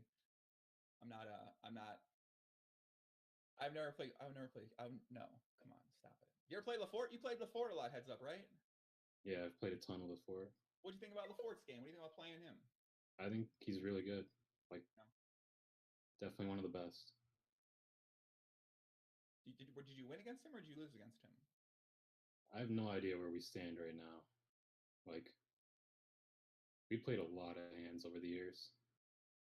I was just talking to him yesterday, and like he was complaining. He was talking about how I've been destroying him lately, and like years ago he was just destroying me. Really? Like it was just like impossible for me to have a winning session against him. Impossible. Just a session. I couldn't. I mean, he played really well, and I ran really bad. And like, I told him yesterday, I was like, I would go into those sessions thinking like, if I just lose like 2 binds here, like I'll be pretty happy with that. You feel like you learned a lot, I guess, about. I mean, I imagine you play against the best players. You probably learn a lot about your game, and that's probably. It seems like that's the way you probably improve the most. Is the more you play against better players, the more things you pick up on, the more patterns you recognize, and then the more things that you could potentially want to implement in your game from what they might do well against you. Yeah, I would say in general, like not being a game selector, even early on in my career, had probably one of the biggest influences on turning me into like a good player. Because like back when I was playing No Limit Hold'em, like game selecting was just like a foreign concept at the time. Like I would load up my like when I was playing like 10-20, I would just load up my like the tables I was gonna play, and then like minimize the lobby and not look at it again unless the table broke, and then I would just go join another. And I would always start games at 6 max, which like most players wouldn't do. Mm-hmm. So I mean, I definitely missed out on like a lot of money not being like a game selector at the time, but probably in the end it helped me a lot. I think that a lot of people, that's something that I did a couple years back. Is I was kind of game selecting a little bit, but then I said, fuck that, I'm just not game selecting anymore, because I think scripts were becoming more prevalent, the 6 max space, and that was definitely the best decision I ever made in my entire poker career. Was stop, just play games, play any game, play any lineup. Obviously, within reason, you don't want to do that all the time, but when you're feeling good, when your confidence is high, I feel like taking advantage of that and playing in some tougher lineups that you might not normally play. I think that is one of the biggest things you can do for your poker game, is to consistently do that, because you just learn so much about your own game and your own weaknesses and what your opponents are doing well, and you can incorporate those things, mix them together, and build a stronger game. Yeah, definitely. Yeah. So, what's Doug saying? Doug's talking shit in this chat. Listen, Doug. Listen, Doug. You know what, man? I'll play you heads up PLO, heads up no limit showdown, buddy. Okay, I hear you talking about a great game. I'll beat you at your own fucking game, no limit hold'em, and then I'm gonna beat you down at Pot Limit Omaha, right? And if I can't beat you, I'm calling in Q-Macan. Q-Macan's gonna take you down for me, okay? So one of us is gonna beat you, Doug. All right? I'm saying that right now. I'll wear my no limit hold'em hat while we do it. Listen, I'll wear this hat the entire time. My no limit hold'em hat. This is only for Texas Hold'em. And I'll wear that hat. Oh, Doug's probably mad about the hat I'm wearing. I don't have an upswing poker hat, Doug. You know, I got to wear this hat. So, you ever watch Doug's videos? You ever watch any of the poker hands or anything like that? Or do you ever pay attention to the no limit hold'em or that sort of approach to poker? I've seen a couple, but I don't. Not really. Nothing recently. Nah, don't take anything of that in here. So, all right, let me get a couple more questions from the chat, guys. We'll wrap it up. We'll let Q Macan get along with his way, get onto his road. So you're not playing anymore. You're literally done. You're not playing another fucking hand. I'm done. Dang. Can I buy your account and just hold it down in the lobby, and that way I'll get this fish and no reg action? Yeah, it's like that's a decent business opportunity for me. I didn't think about that. I could sell my account. I'm sure it runs pretty well. Actually, I'm sure it runs pretty well too. Let's see here. Does he have a girlfriend? Do you have a girlfriend, Q-Macan? No, I've been pretty undateable with this lifestyle here. You think you're really undateable with this lifestyle? You don't think you could have? Well, I mean, not like a serious relationship. I don't think I could have pulled it off. No. You had casual relationships along the way, but on some sort of level. Not really. Over the past 5 years, no. I just did not make an effort because I did not want like distractions. Right. Yeah. I mean, women are very distracting for sure. Man, they are. My God. Yeah. It's yeah. I don't think a lot of people realize that how much how distracting casual relationships can be, and even how a serious relationship can be. I think it can, in some ways, it can help you focus, but that's the very right person. I think with poker and with the pursuit of poker and consistent hours a day poker with a goal and an end vision in mind, I think it's very challenging to fit in a lot of other things outside of that. Yeah, definitely. All right, what is some of these more in here? What does Q-Macan think about GTO strategy?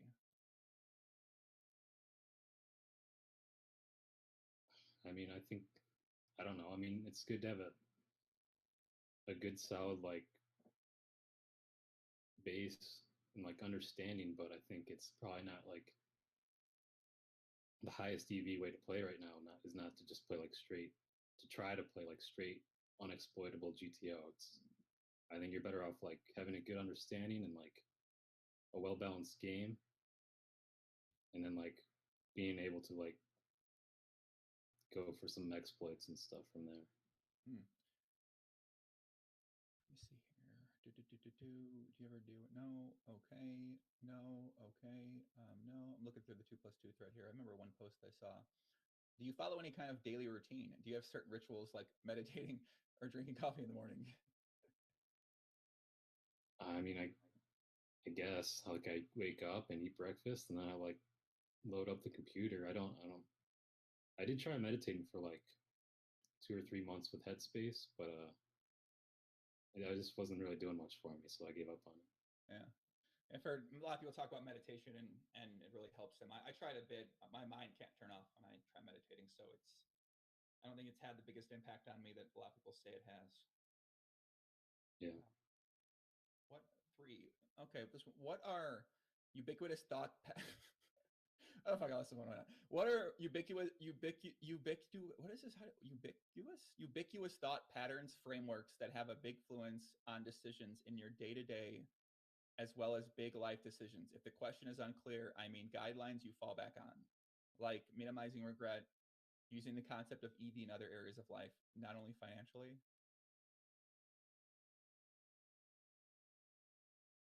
I don't even know. That question was a little like there's too much being asked there. I don't even really understand what's being asked.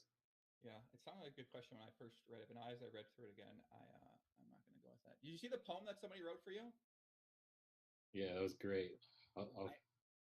I outplayed Dara. He's a heads up reg, so I got to thank him for that. That was really good. So he wrote a poem for you. It says, Kumikon, thriving steady, timed with pace. Red line, green line, rise to grace. Right mind, no left hand behind. Raise back, not for fear the twine. Fearless hero, cower not. Seldom villain, never bot, allegedly. Heart for gold, parade of soul. By gut and grit, by fade and fold. Of few and proud, the head high flank, a faceless force, a 4-star rank. Bang bang isn't 5-star. Early break, adopted soar, from dawn to twilight, pray for score. Nimbus bound by gust and trust to rise above the mountains thus. Ranges wide-eyed span for flaws, awaiting nosedive toward a cause. I think that's the only poem that I'll ever have written about me. So, damn, I love it. I don't. I wish we need a Google Translate for that poem because I don't understand a lot of that at all. But whatever, it is what it is. Is what it is. Yeah, anything else you want to say to the people out there, Kumikon? People that have been wondering about you or wondering about the results. Would you recommend that people pursue poker as an excellence? I think that's just too broad of a question. I mean, it depends on everyone's situation, really. What do you think if they're a 22-year-old guy out there kind of thinking, likes poker, likes found along, has some skills, had some success, and he's considering he wants to dedicate his time and put his all into becoming the best he can at poker? I would say, I think you're definitely, I would not put my eggs in like the online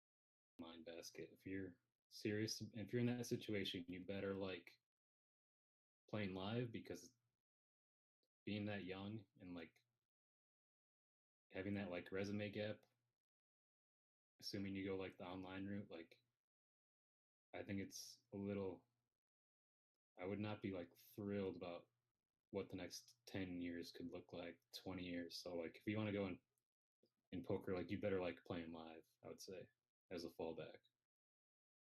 Damn, live poker, man. Well, there it is, man. Blair McFadden, has he got any shots he wants to fire? Any bang bangs? You don't even any shots you want to fire, King McCon? I don't think so. Nobody out there. No one. No one. No one. You want to say something? Maybe. I can't think of anybody right now. Maybe. I got no one. No shots. Okay. Luke Shorts. You played Luke Shorts at all? Yeah, a little bit. Did he beast you? He beast everything. I don't think he beasted me, but I don't know. He didn't play. We haven't played that much. Okay. He does beast everything, so he probably, I don't know. He's beast every. He's a good player, man. He's a strong player. Probably one of the best PL players I think right now. So, I miss Luke, man. I want Luke to come back and play more online. I miss Luke a lot, honestly. Did you ever get to see it? Did you see any of the podcasts with him or anything he said? No, I didn't. Oh, man. You got to watch that just for the pure insanity of it all, man. Luke Shorts, miss you, buddy. Hope to see you soon and maybe do a podcast again with you, my friend. Guys in the chat, give a couple shout outs here and we'll wrap it up. We had a lot of people commented today. Appreciate it all. Appreciate the comments. If you want to watch this back, a lot of questions being asked right now. You can go back to the beginning and you can see them in there. They're kind of on there as well. And yeah, man, you got Instagram, you got Twitter. You do any social media stuff at all? I do not. Nothing. No. What about getting Instagram? You show off your snow. What if it's snowboard Cumacan and then it's just or out mountain Cumacan where you're just in the mountains and you just post pictures of you enjoying the post poker life in the outdoors? Maybe. I don't know. I'm throwing ideas out there. It could be an idea. You never know, man. Maybe you post a nice scenery. Maybe you take up photography and you learn how to take the right mountain shot of something when it's the first snow of the season. Is that a thing? Yeah. An idea, a suggestion for you. Let's see. No more. Eric Peterson. What's up, Eric Peterson? Now, Daddy. Cocaine Lover. That's a great name. Bindside. Eric Peterson. YouTube videos. I already asked him that question. Thomas Pringle. Eric Peterson. What's up, guys? Rems. Shanetown. Golfa. Claim 1234. Baby Night Fury. Harry Sendel. Matthew Burns. Manuel Cardones. Did he really didn't study? That's what he said. Did he review hands? Did you review hands? Yeah. Were you a big hand reviewer? No, not really. Just playing, guys. Listen, man. Kimakan, the ultimate example of consistency. Put in hours every day. Keep playing no matter what. Have a drive, have a dream, have a vision, have a point you'd like to get to.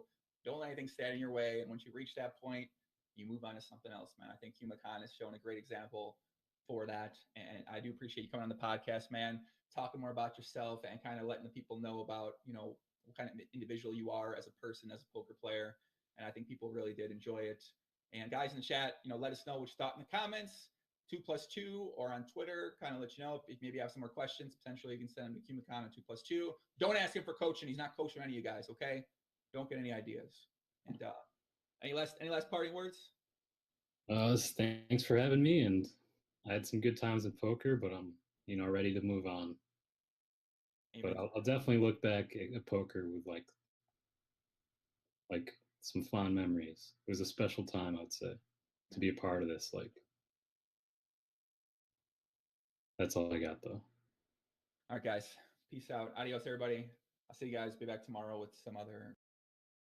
Guys, this might be one of the sickest poker graphs and definitely the sickest Pop in Omaha graph I've ever seen in my entire life. 7.4 million.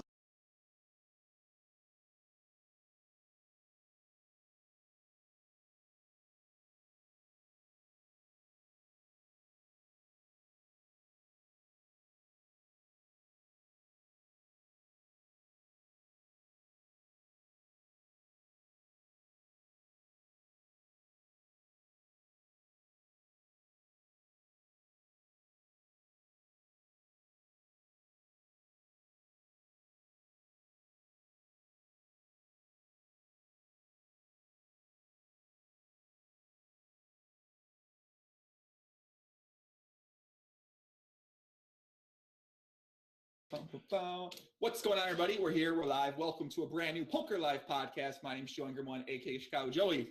Before we get into it, guys, I do want to tell you, yesterday we had on the podcast Phil Galfond. That'll be up on iTunes as well as all these podcasts very shortly. Search Poker Live.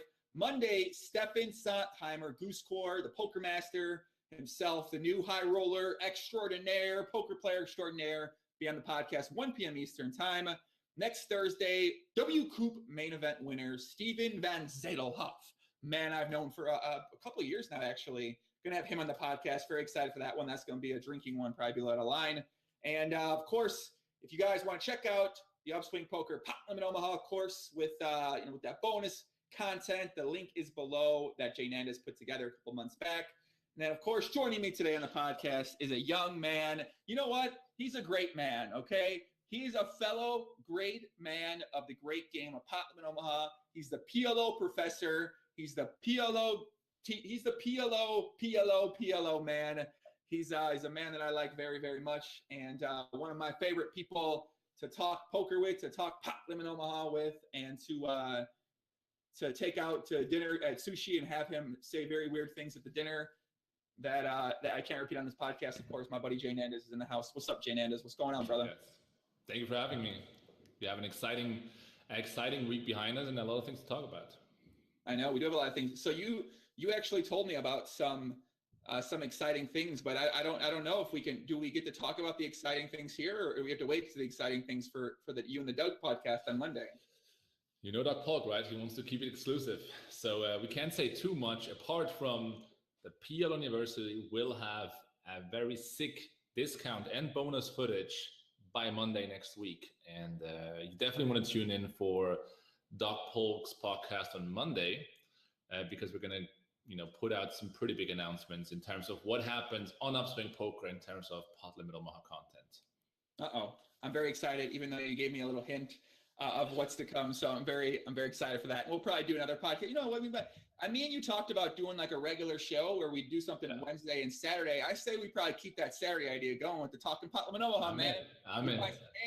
So I feel like these ones will be for, these will be for the Pot Limit Omaha players. Yeah. They'll be for the hardcores who love the great game of Pot Limit Omaha. And yeah, I don't know. I don't know another guy that loves PLO a little bit more than me. So I feel like you right now, with all the stuff you're doing out there with YouTube and with the course and with just putting out content, coming up with business ideas. You're doing a lot of Instagram now. So, I mean, it seems like you're all in on the businessman nickname I gave you years ago was actually spot on, because now you're turning into the actual businessman. Well, it's a good cold read.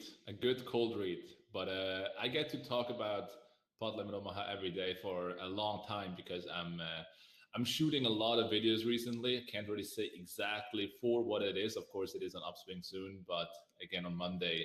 But of course, if you're willing to have me on, I'm ready to fire PLO strat, PLO philosophy, and anytime for sure. So obviously PLO After Dark this week, guys. We're going to be talking about PLO After Dark. We might talk more about what these announcements might be from Fernando. I think I know the right questions to ask. And Joseph Rolex says, big discount coming. Are we going to regret paying the full price? No, I mean, University?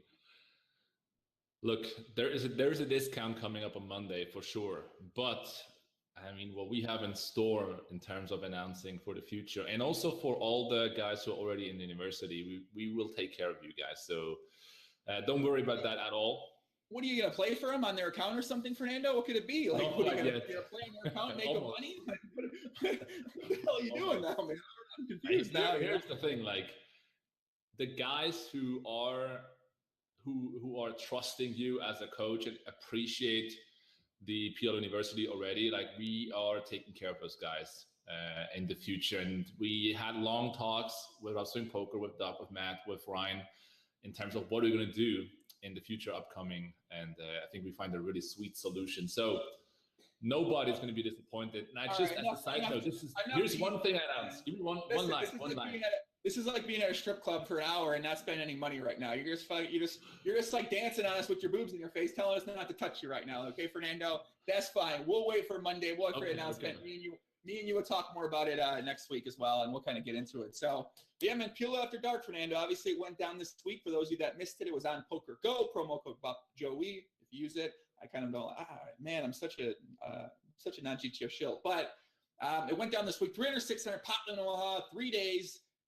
Reaction, I talked a little bit with Phil Galfond yesterday about the action on there. The reaction from the people out there, I think maybe, I enjoyed it. I think maybe you enjoyed it. I think other people out there that enjoyed and understand PLO maybe enjoyed it too. But for the mainstream audience, I don't necessarily think it was the best representation of what the great game is all about.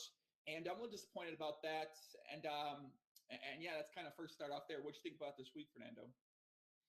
I totally agree. So first, I want to say, of course, it's amazing when a big televised show like Poker After Dark is embracing and expanding the great game Potlum and Omaha. It's not easy to bring it to the audience, but there is a big difference between creating a show from a visual perspective, production perspective, and understanding the audience, understanding also how the game can gain more reach and more exposure and a better understanding. And I think Phil Galfond pointed out in your podcast, having that guest on, I think, would definitely solve a lot of the issues. Someone who can just chime in and let people know why a certain spot is interesting, why people are playing the way they are playing.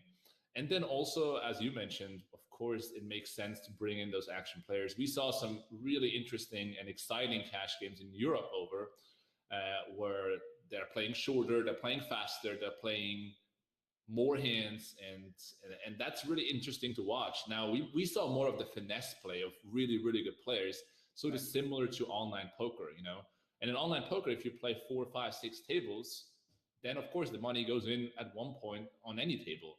But if it's a live game, people take time to make decisions. It's only one table, and players play GTO, so to speak. There's no action player on the table. There's nobody to isolate, to go after for, really. It sort of slows down the action in the game. Yeah, I think, that's very on point there. It was a very technical game. And, obviously me and you are concerned about, we're concerned about Potlum and Omaha, kind of the way it looks to people out there. And for many people, they don't really get a chance to see it. They might hear me talk about it constantly on Twitter or on podcasts with people. They might watch some of your videos or watch some of my videos, but a lot of people out there, they don't really know much about the game. And this is the one time they get to really see it. And what they saw, I feel like a lot of people are just like, what is this? What is this? I thought there was action in this game. They're running it twice, they're running it 4 times. And you're right, the dynamic is much different when there is that action player, because it's so wild how much the game's different. I say if we take out Brandon Adams, we put in the loose Leon in the game, everyone starts to play differently. Everyone's going to attack that action player differently. Everyone's going to attack regulars who are attacking the action player differently. Ranges are going to open up super wide. People start getting in a little bit lighter. And yeah, that viewing experience overall is just so much different than what we watch, which you're right, is exactly how an online table plays. And I got to say, I wouldn't want to I don't even want to really watch those games online when those games go down with these technical players. And those games, for the most part, really don't run that often. I mean, you're never really going to see a high-stakes Potlum Omaha game online right now without one of the players in the game, even if they are regular, they're more action, not like nitty regulars, which is kind of what we saw during this week, as the players who maybe were weaker fundamentally weren't necessarily action. They were just tighter, and they weren't really making any massive mistakes. They were probably making small mistakes in some spots that can add up over time, but for the most part aren't really going to hurt them too bad over a short sample size. Yeah, absolutely. And also from a viewer's perspective, I can just say what we've seen the last year in poker entertainment, so to speak, if you think about YouTube, which is probably the biggest platform people watch poker on these days, and you think about what people actually like, how you expand a certain space. For example, poker hands. We saw that a format of 10 minutes, 8 minutes, 15 minutes is a great format to show people what poker is, to break it down a little bit. And I just would wish that Poker After Dark would have something like that in store. And maybe they do in the future. But if I join, and I am obviously subscribed to PokerGo, I would really wish that I can save a little bit of time and just get access to those action hands right away without having to skip through the whole footage in order to find the big hand. Of course, if the game is crazy, every hand is sort of interesting. But specifically in that format, I felt there were a lot of hands that were sort of small ballish, you can say. And I wish, and maybe they're going to go ahead and step forward in the future to just cut out some action hands and show people how much fun PLO can be. The money goes in, the action is loose, the bluffs are pretty sick, and the coolers are also a lot sicker than in No Limit Hold'em, specifically if you're new to PLO. So I hope they have something like that in store. And of course, if you guys wanna looking for guest commentary, we have two guys here who can probably do the job. Yeah, I mean, I think I kind of, people talk about that on Twitter too, and I kind of talk about that. I think they really do need someone that knows about the great game. Whether like someone like me, someone like you, someone like a Phil Gaffon, somebody like someone that talks about PLO, because I think you might be able to bring some players in there, but if they never really talk about PLO or really, I guess like now I wouldn't say coaching, but if they never really break down PLO, like they're going to be able to sort of explain some things, but I don't think they're going to do as great a job as some other players might be able to do out there who are consistently talking about the game, because there's a big difference, as we know, in being great at poker and really sometimes talking about poker or explaining these certain things to the, the new audience. And I think, when you create videos, you say things like, I know some of the first PLO hands I did, I said some things and I'm like, oh, wow, okay. Like the only people that are really going to understand this or really care about this are people who play all the time. But from a more mainstream audience or new audience, they don't necessarily give a fuck. They don't care. They don't want to know more about this. And, they want to know certain things, but they don't necessarily want to know too much, because then you might overwhelm people. And I think that's certainly what you could use for PLO After Dark, when most people just really don't understand the game, and they might understand it a little bit, but like they don't really get the nuances. They don't get the intricacies that are taking place with strategies or with certain hands. And I do think that for No Limit compared to No Limit, obviously No Limit, like everyone plays No Limit. If you are watching poker, you probably play No Limit Hold'em. So you understand basic things. You understand top pair bet. You understand aces 3-bet. Like you just understand a lot of these things. Whereas in PLO, it's not quite as simple, and most people probably don't even understand why or what the differences are in certain spots. Yeah, I think we really have to just like open the door and get them in as easy as possible. And having a high production show, like a high value production show like Poker After Dark, is just a great format to get people interested. You have good, well-known people on the table. Mm-hmm. You have a very nice production. So like it's a good spot to just, carve out some of those PLO hands, put them out there for free. And of course, I mean, I really appreciate it. I was able to actually do a couple of hands from Poker After Dark, and they get a lot of traffic right away, because people love just this high production, sort of like high stakes, back to the high stakes poker days type of show, type of format, basically, where they can really enjoy some of the highlight hands with some cool people on the table. But yeah, I don't know what's up for the future, but of course, there's always things to improve on. At least they kicked it in with PLO, and hopefully it's going to stick. Yeah, I saw you did a couple videos on there, and I got to say, when I went through the comments in your videos, I feel better about some comments I might get sometimes, because listen, if they're hating on your fucking videos of you commenting on Pot hands, they're hating on anything, because you're one of the best right now at just really explaining exactly what's going on in a hand, and you might spend more time studying PLO, talking about PLO, and vocalizing that and coaching that more than maybe anyone in the world right now, which is pretty wild to think about. So if they're going to dislike that and not really enjoy that, then you know what, man, I don't know what to tell those people out there. People love just bringing out their own opinion, even if they're not an expert. People like to just put it out there, and we have some quizzes. We just created a format on Instagram where we put up those quiz hands. For example, you have certain holding, should you c-bet or call or defend, and even if I put out the answer, you can say, or my explanation why a certain play is better, and there are some haters in there, or some people who are really, really sure about their opinion. And yeah, I mean, that's just that's just something to overcome sometimes, at least, if you're trying to make it to the top in poker. Yeah, I mean, that's sort of how it just goes, though, for the most part. Especially in poker, that's what makes poker great, is that you can have differing opinions, and just because you think yours is correct, I mean, maybe it's not correct. Maybe a different way is going to be best against different players. So, especially in Omaha, there might be this correct way to play, but maybe against this player, that might not be the correct way, and people can think about things differently. So if someone says, hey, Jay Nandez, you're wrong, I'm telling you this, well, maybe that guy's right in some scenarios too. So, and that's the beauty of poker, honestly, is that those players still have a chance to win, and they might not win in the long run with the strategy they have or with the mindset they have, but they're going to be able to win in the short run and keep coming back and keep enjoying the game. And I think PLO does that, especially with, we kind of saw Poker After Dark where, like Chance Cornith, for instance, he comes and plays that last day and gets it in against Phil Galfon, 65-35, runs it twice, loses. Okay, 65-35, we say, okay, got it in good. But for the most part, you think about no limit, you're getting it in 85-15 sometimes. So 65-35, not necessarily that good. Then he plays that hand against Hollywood Axton. He 3-bets, flops trip tens.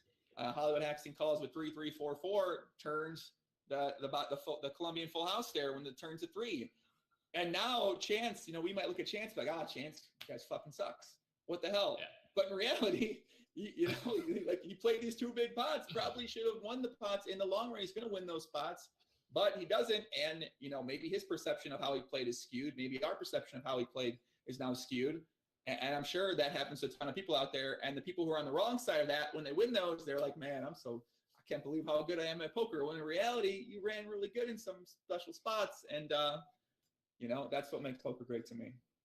Yeah, the guys who calls it up on the river being behind, like he's always a huge donk and he's always a big loser and he has no idea, no clue about poker. But if you're in that spot, you don't see your opponents holding. I mean, it's just way different, I think a lot of people are super biased towards just seeing one spot, one situation where you didn't play the best, or you actually played totally fine, but your opponent happens to have the Colombian full house. So I think there's a lot of work in that direction, but maybe not, because as long as people are sure about their opinion, it's totally cool. That gets the games going, and people like to talk about PLO and keep the word around. So more of that, I would say. I think people love just to see hands and discuss strategy, and the more we can get people to do that, the better it is.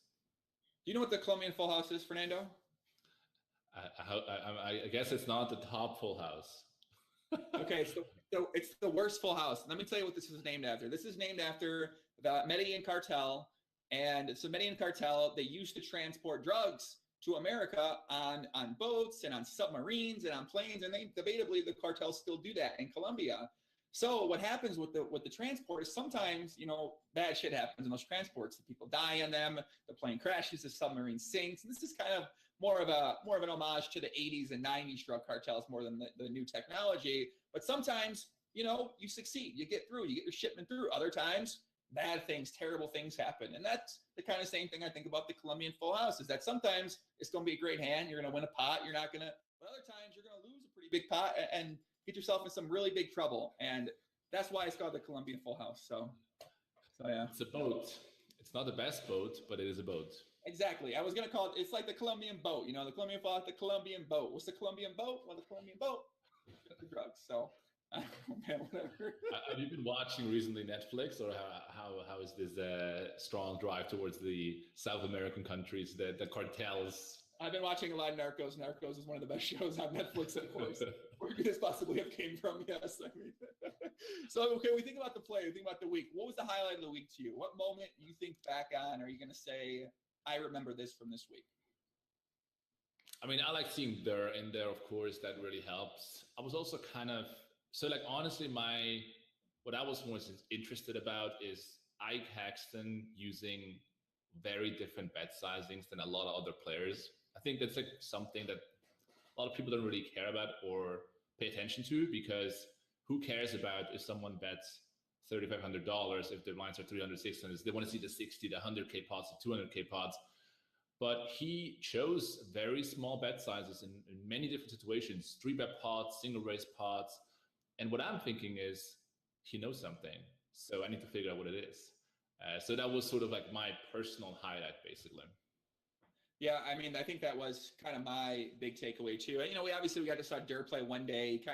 He didn't show up the other 2 days, for whatever reason.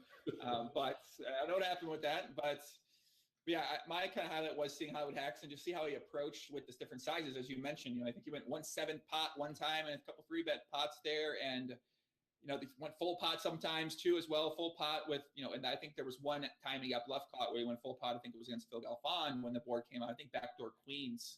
And then, sometimes he's going 2/3 pot. He was really mixing it up quite well. And it was fascinating to watch. And I think that you're very correct. And obviously, we know there's always been that alleged dream machine out there that Ike Hollywood Haxton and maybe some others possess. So maybe he's been doing some dream machine work out there, Fernando. And I know you're all about the dream machine theory. So maybe that's something for you to kind of dig deep into and figure out what's happening. Also, the pot size betting was very interesting to see. The spots he chose to do it with, I think made sense in my eyes, of course. So I couldn't sort of like realize why I was doing it, but I wouldn't do it myself. So of course there's some catch up work to be done on my end, because whenever you see someone who is one of the best players in the world doing something you don't do, you have to go into the lab and then start running the sims to see what's happening over there. And as a side note, I also was kind of surprised Jungleman, in my opinion, played surprisingly bad in certain situations, I think. I thought he was more familiar with Pod Limit Omaha, actually, but he has like certain tendencies that sort of remind me of him just playing a lot of No Limit, because obviously he's a No Limit expert, was a No Limit expert, now more into 8-game. But I saw some nuances, that some certain things that he did that just wasn't really good. One time, for example, he paid off Phil Gaffon when he had a set of sevens, and Phil was check raising the nuts straight in a spot where his value bet is like really thin. Yeah, just like some small things that I realized, or that didn't realize ahead of time, in terms of like where the edges are actually at the table. So I do think there are some pretty big off balances in terms of like who played, and there are some players who had big edges in this game. But it wasn't the type of edge where, as a viewer, you would sort of really enjoy the action player who goes wild and has those huge swings. Right. It was just more like nuanced things that I would realize, okay, this guy's way better than the other player, and he's going to have a big edge. Yeah, I think Jungleman is mainly a heads-up player. I don't think he's played much 6-max, maybe outside of the mixed games and when PLO 6-max is mixed in there. So I'd imagine most of the work he's done, or most of the PLO he's been thinking about, is from a 6-max perspective, which obviously, or I'm sorry, from a heads-up perspective, which is obviously much, much, much different when you get in a ring setting in terms of ranges, in terms of just, I think we see Doug sometimes play even 6-max the limit, or when he plays 6-max PLO, and he's obviously great at poker, but at the same time, when you only play heads up and you don't really work at anything 6-max related, or work at those concepts, or think about those concepts or ideas, you can kind of see that in some areas and some spots. And yeah, I think we saw that with him as well. Absolutely. I mean, 6-max is just a different game. The ranges are way tighter, the post flop. I mean, specifically in PLO, if there are multiple players on the table, it gets quite nitty, so to speak, in the eyes of a no limit player in certain situations. One guy can have a big edge in terms of range versus range advantage. It's just how the game sort of works. And you have to knit it up in the right moments. And the guys who don't realize that, they end up paying off pretty bad situations. Are we going to see you play in future PLO After Dark episodes, Jay Nandez? You going to be able to get in that game, or what, kid? You big time enough? I think so. I mean, big time enough for Poker Go, that's another question. I have to just get there, basically. But that was basically the sort of like what I took away from this. I went on a call. We had like an upstream meeting right afterwards, yesterday or the day before, I think. And Doug told me, dude, you have to get in that show. Like, you have to just, not for the poker aspect in terms of winning money, but it's just a great format to gain exposure and show people what Pod Limit Omaha is, basically. So I'm going to make an effort to try to get in there. We get YouTube behind me. Everyone puts $1 up, and I'll buy in. I think we could do that, man. Listen, man, I'm ready to start. I'm ready to try to start the fund on there. If you can get on there, man, that would be pretty sick. Kickstarter. Wait, would you fold pocket aces though? So if you were in the big blind and the button open and the small blind 3-bet, would you fold pocket aces in the big blind at any circumstances? Would you be folding there? Yeah, I think if you have 3 aces in your hand, there are actually situations you want to fold. 2 aces. Okay, Fernando, for 6. 2 aces. Okay. 2 aces. Okay. No. 2 aces. You can't fold 2 aces. Okay. All right. Good. Because maybe you can have Brandon Adams' seat. I don't know, man. Brandon Adams, I think just that last day, man. I don't know. I saw him open King Queen 9-8 1 suit and a cutoff and fold to a 3-bet from the button. And you know me, man. Folding the 3-bet hurts my heart. When I see a fold like that, I mean, not even Jay Nandez would fold that hand. So. And you're the tightest PLO player in the entire world right now. So, but I mean, we do have some hands, I think, to look a little bit into.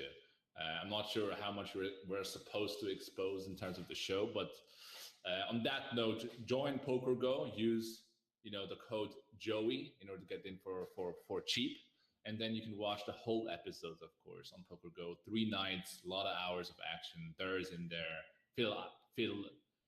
Phil Galfon is in one of the nights or 2 of the nights? I think one of the nights. Phil Galfon's in 3 of the nights, Fernando. Come on, brush up on your. Oh, he is actually, yeah. That's actually quite interesting. You know what I'm asking myself? I actually didn't watch the episodes chronologically. I just like tuned in and was trying to find like good hands basically to break down. But do you know where Phil was actually in your podcast? Because you had an interesting background, and I sort of like figured, is this a hotel or is this actually where he's living? I think Phil Galfon was at where he lives at in Vegas. Interesting. He had like this super fancy background, and then this station where you can put in your water or whatnot. I think that definitely. I would appreciate a house tour on YouTube. We get Phil Gaffin on the vlog. Okay, I might be able to have it when you're out here in November, Tim. I think for the time you spent in Vegas, you definitely should do one vlog, like one episode, one night out of line with Joey. Yeah, I think I did that. I did one of those during the upswing party, and I don't think people necessarily liked it because they want to see poker. They don't want to see me getting out of line. I think some people do, but for the most part, I don't think most people really care about out of line, Poppy. You read too much into the comments. Yeah, I know all those comments, man. Okay, so I got a couple categories here from this week, okay? Okay. I got a couple categories. Favorite player that you enjoyed watch. It sounds like you enjoyed favorite player to watch was Hollywood Haxton. Let's think about this. I'll go with Ike Haxton. Okay, well, Hollywood Haxton, sorry. Okay, got it. Hollywood Haxton for the bet sizes for just seeing the way that he played and approached different spots. He's the boss, you know. He was by a very large margin the best player. My favorite player to watch was Jungle Man, of course, Daniel Cates. Jungle Man was talking to himself. He even gave a couple shots. He gave a couple good quotables that I'll be able to live on for the future here. I think that if I want one of these players to come back, and I got to say, like, okay, like who's the one guy that you'd want to see like next Peel After Dark? I think it's got to be Jungle Man at the top of my list, just because I think from the entertainment factor he brings. I don't necessarily know if he does have that propensity. I think I used the right word to want to gamble it up here. Maybe we just saw the wrong lineup for him wanting to gamble it up, but I think it'd probably be Jungle Man first. I think Josh Aryeh would be the second guy I'd like to see back. He brought some action to the table. He made some loose opens, which I'm just happy to see. Like, okay, open it up a little bit. You got 4 cards in position. You know what I mean? Let's open it up. I think Josh Aryeh is probably going to be the second for me. And then probably third's going to be, probably either Chance or Phil. I think I'd probably go with Chance in terms of the person I want to see on the most, or maybe Phil. I mean, obviously I love watching Phil play, but I think from like an entertainment standpoint, probably either Phil or Chance.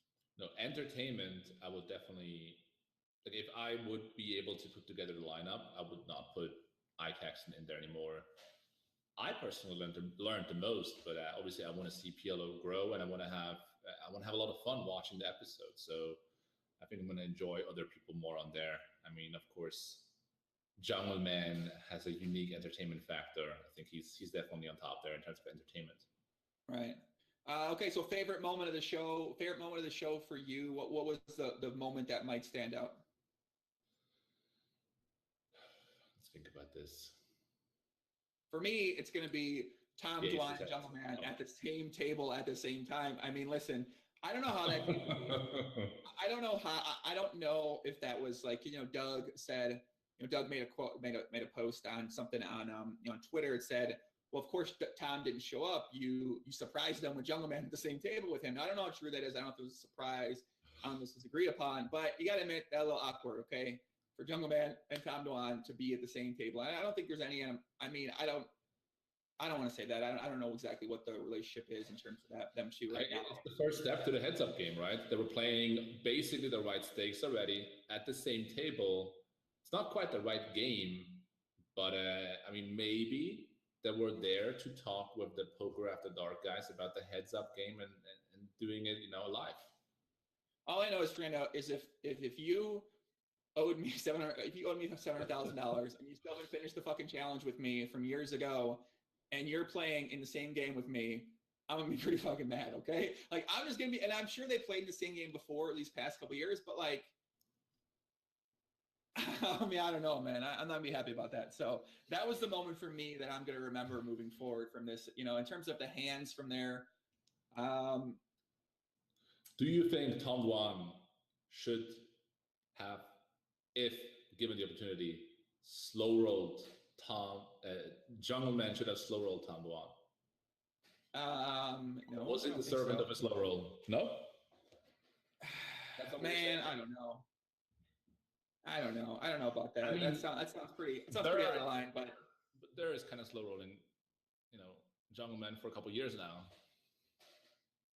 yeah, I mean, I don't know. That's not slow roll. I mean, that would be memorable for sure, Fernando. That would have been memorable, I think. So, but the problem is, like, Dwan wouldn't say anything. If it would be the other way around. If Dur would slow roll Jungle at that table, what will happen? I think the poker world might turn on him, because I feel like the poker world now really loves him. But that's one thing he could do where people would say, what an asshole. And I don't think he would ever slow roll. I don't think we've ever seen him come close to slow rolling anybody at all, even nit rolling anyone for the most part. So luckily, I don't think that's in Tom's character to do something like that. Yeah. So. What other categories do you have? Other categories, we have power rankings, best players for the game. You kind of already went into that. But if you were going to break down the players we saw this week, from your opinion, from the PLO professor's perspective, PPP, it's a good one. PLO professor's perspective. That's a good thing for you. What would you give the rankings for power rankings for best players in that game? I'd say you go ahead and start so I can remember the names a little bit better. Okay, so obviously I'm going to go first. I think it's got to be Hollywood Haxton, man. I think we just saw, and it makes sense. He's got the most experience for the most part recently. I think he's been playing a lot. I think he's just got the most from let's say from a best in terms of any seat you put him in, well, who might have the highest win rate overall in the long run? I think I'm going to go with Hollywood Haxton first for myself. I think I'm going to go with Phil Galfond for number 2 if I was going to look at that. Who would you 1 and 2? Would your 1, 2 be the same? I think I would go with Ike and then Chance, most likely. Ooh. I think he's just playing a lot more the last couple of years than Phil. He has a lot more life experience. And I think he plays a lot of PLO as well. So I would probably go with Chance in second. Okay. I think for my third, just from what I saw, I mean, we didn't get to see that big of a sample size, unfortunately, of Brian Rass playing or of Chance playing or of. I mean, Brian Rass was actually, now that you remember it, like he was definitely not in the top 7, 8. Yeah. So why do you say that? Is it because of that big hand he played with the King Queen 10-7? He called what was he called? The 3-bet, I believe, or was it a 3-bet? I think it was a 4-bet actually. He called a 4-bet against aces. The flop was 9-3-4. He had King Queen 10-7, so he had backdoor diamond draw, and then he called like a smaller bet, I believe, and then the turn was the queen, and he tanked for about 5-6 minutes, and then called it off as well. I think it was a little over a pot size, but on the turn there. Are you saying that hand, or just from other hands we saw as well, like that Jack 6-2 when he let out on day 1? I mean, you can tell on in different streets how much someone is struggling with the decision making. And again, like, all this stuff is not personal at all. It's just like, it's a strategical game. It's a complete non-personal judgment. It's just like, you can see when someone is not so used to the strategy they should implement. We saw him defending the small blind of Jack 6 deuce, leading out on a board where he had no business leading out to. Then the same hand here that you're just mentioning, just being unsure in multiple spots, sort of similar to Jungle, but I was actually even more surprised kind of with Rast. But yeah, I would put them more at the bottom. Actually would put someone like Brandon Adams even higher than those guys. Yeah, I thought Brandon, while I didn't think Brandon played poorly at all. I was actually kind of surprised. I thought he played like a fucking nit. And around here, we don't got love for nits, man. I'm not, Nits, shout out to Nits. He folded to a 3-bet. I think he pulled 8. Like, listen, no nits. But I think that, and I guess we did see him make a couple calls. I think I put something on Twitter that once Brandon calls the turn, when it looks like he has that middling part of his range, and the other players it's kind of obvious his range is capped towards the middle part of it. It didn't seem like he was going to fold the river facing a big bet. It's a very small sample size. I think we only saw 3 or 4 spots like this. And 2 of the times I think he was right. Another time was that hand when he had 10-eye flush and he lost. But I think that's more of a defensible one. But now I don't know if that necessarily is something to read from that. But yeah, I mean, that's something to kind of know. But I would say what's interesting about that, by the way, like I think that's a very sharp observation in about Brandon Adams. I think what's really interesting about this is he seems to call in those spots very emotionally on the river. So sort of you can tell by his demeanor and the speed of his call that he doesn't necessarily try to break down his own range and think about how often he should defend or whatnot. And I mean, most people don't do that, but the speed of his call in various situations where he has a clear bluff catcher just shows that he was, I mean, emotionally touched in some way. Like he was either down and was ready to either go broke or double, or he was just fed up with, I'm not going to get bluffed here. I'm just going to call because I'm not going to get bluffed here. And then he just was right also a couple of times, but it seemed to be kind of an emotional nature. So what do you take away from that? If you see some player who does that and shows this emotional play in a big spot like that, what would be your sort of maybe adjustment, or what would be the way that you're going to perceive that player in the future if you play hands with them? I think the reason he got emotional, and this is a total guess, is I think he doesn't want to get outplayed because he feels down there that he could be overpowered or not the best player at the table. So he wants to prevent getting outplayed. Right. And if I'm on the river, for example, I would probably tank a little bit longer before betting against him so that he gets into his own head. And I would do things that would annoy people who don't want to get outplayed, which is picking fancy bet sizes or betting full pot in situations for value where it feels emotionally more pressuring. Sort of like, hey, I know you're capped. I'm going to bet full pot. Now handle that. I think that is sort of like the message you want to send to a guy like that and try to get into his head. And the more time you give him on the river before you bet or check to get into his own head, the more likely this is going to level himself or emotions are going to just come up. Yeah, I mean, I think that's something we used to see a lot of players do, myself included, maybe like 5 years ago at online PLO, 4 years ago. For the most part now, the regulars that are still grinding, man, above like 2-4, they ain't making many more of these emotional river call downs, man. I'm telling you. But you used to see this all the time with players. I mean, listen, myself included. Like I said, this was one of my biggest leagues for many years. Was I would just call, like I would be the one on there. I'm like, fuck this. I'm not getting bluffed by this guy who always has top of the range in the river, and they always had top of the range in the river, and never caught him as a bluff. So, like that was my just biggest league, was calling on rivers from no limit. Just came over to PLO, and once I finally stopped doing that as much, and kind of just eliminated in a lot of ways, then I was like, oh, okay, wait, no, okay, so.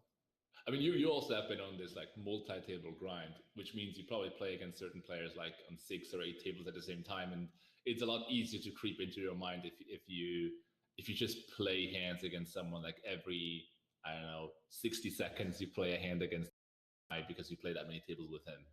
Yeah, somebody on Twitter actually mentioned about maybe lowering the stakes and increasing the stack sizes. One popular thing, one thing I liked the most suggestion was 100, 200 with 100K buy-in.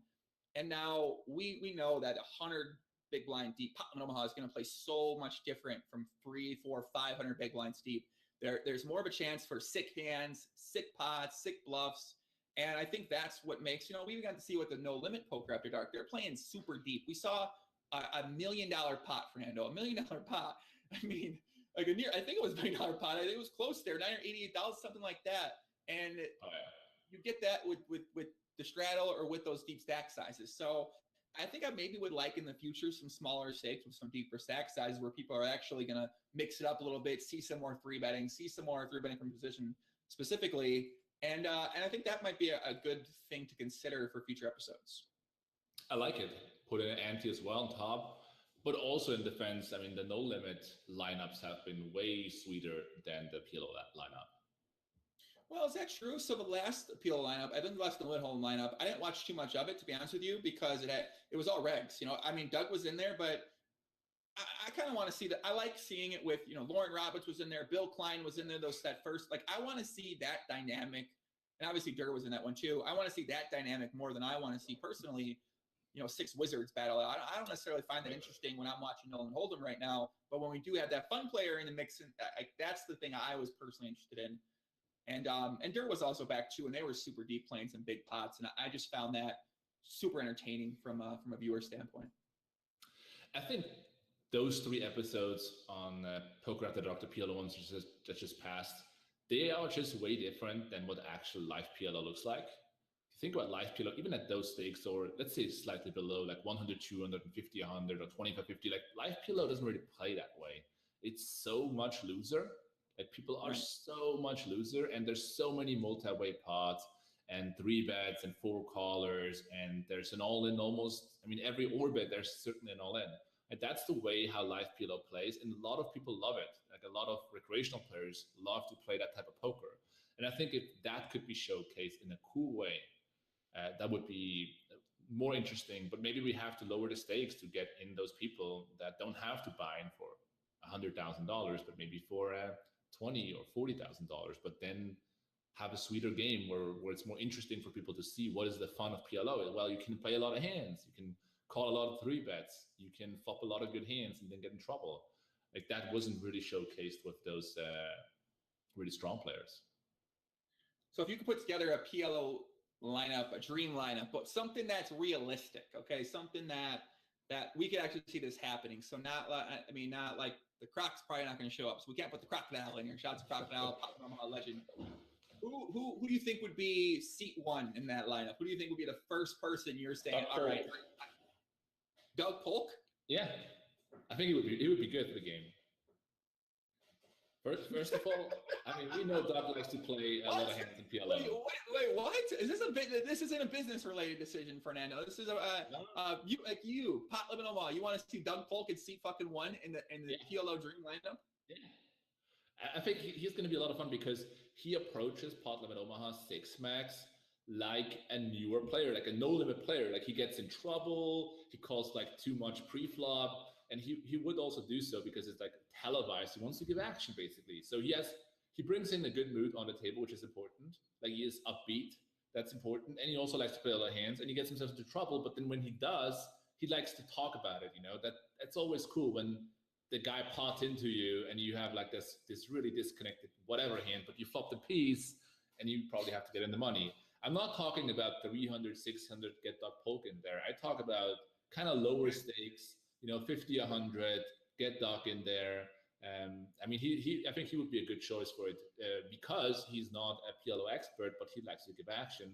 He's still a very good poker mind, but it would show how people transition and approach with the no limit mindset, Pot Limit Omaha. Yeah, that's a good point. I mean, we kind of saw when Doug's week, when that 6 Max, the Poker After Dark cash game went on there, it'd be like Doug talking, and then everyone, sometimes people just look at him like they want him to fucking die. Sometimes he's like, hey, could you stop talking, Doug? Yeah.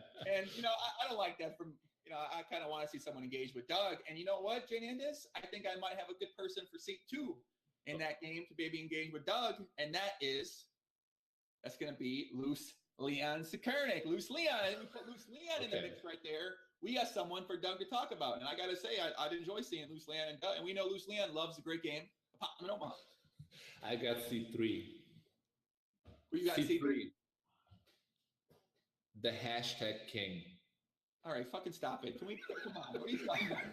I don't want to draw too much attention to him because it's going to come out of his cage. But the hashtag king who's 3-bet ISOing Loose Leon over and over again. I want to see that happening. And then Doug Polk chiming in with some comments, That would be a good setup.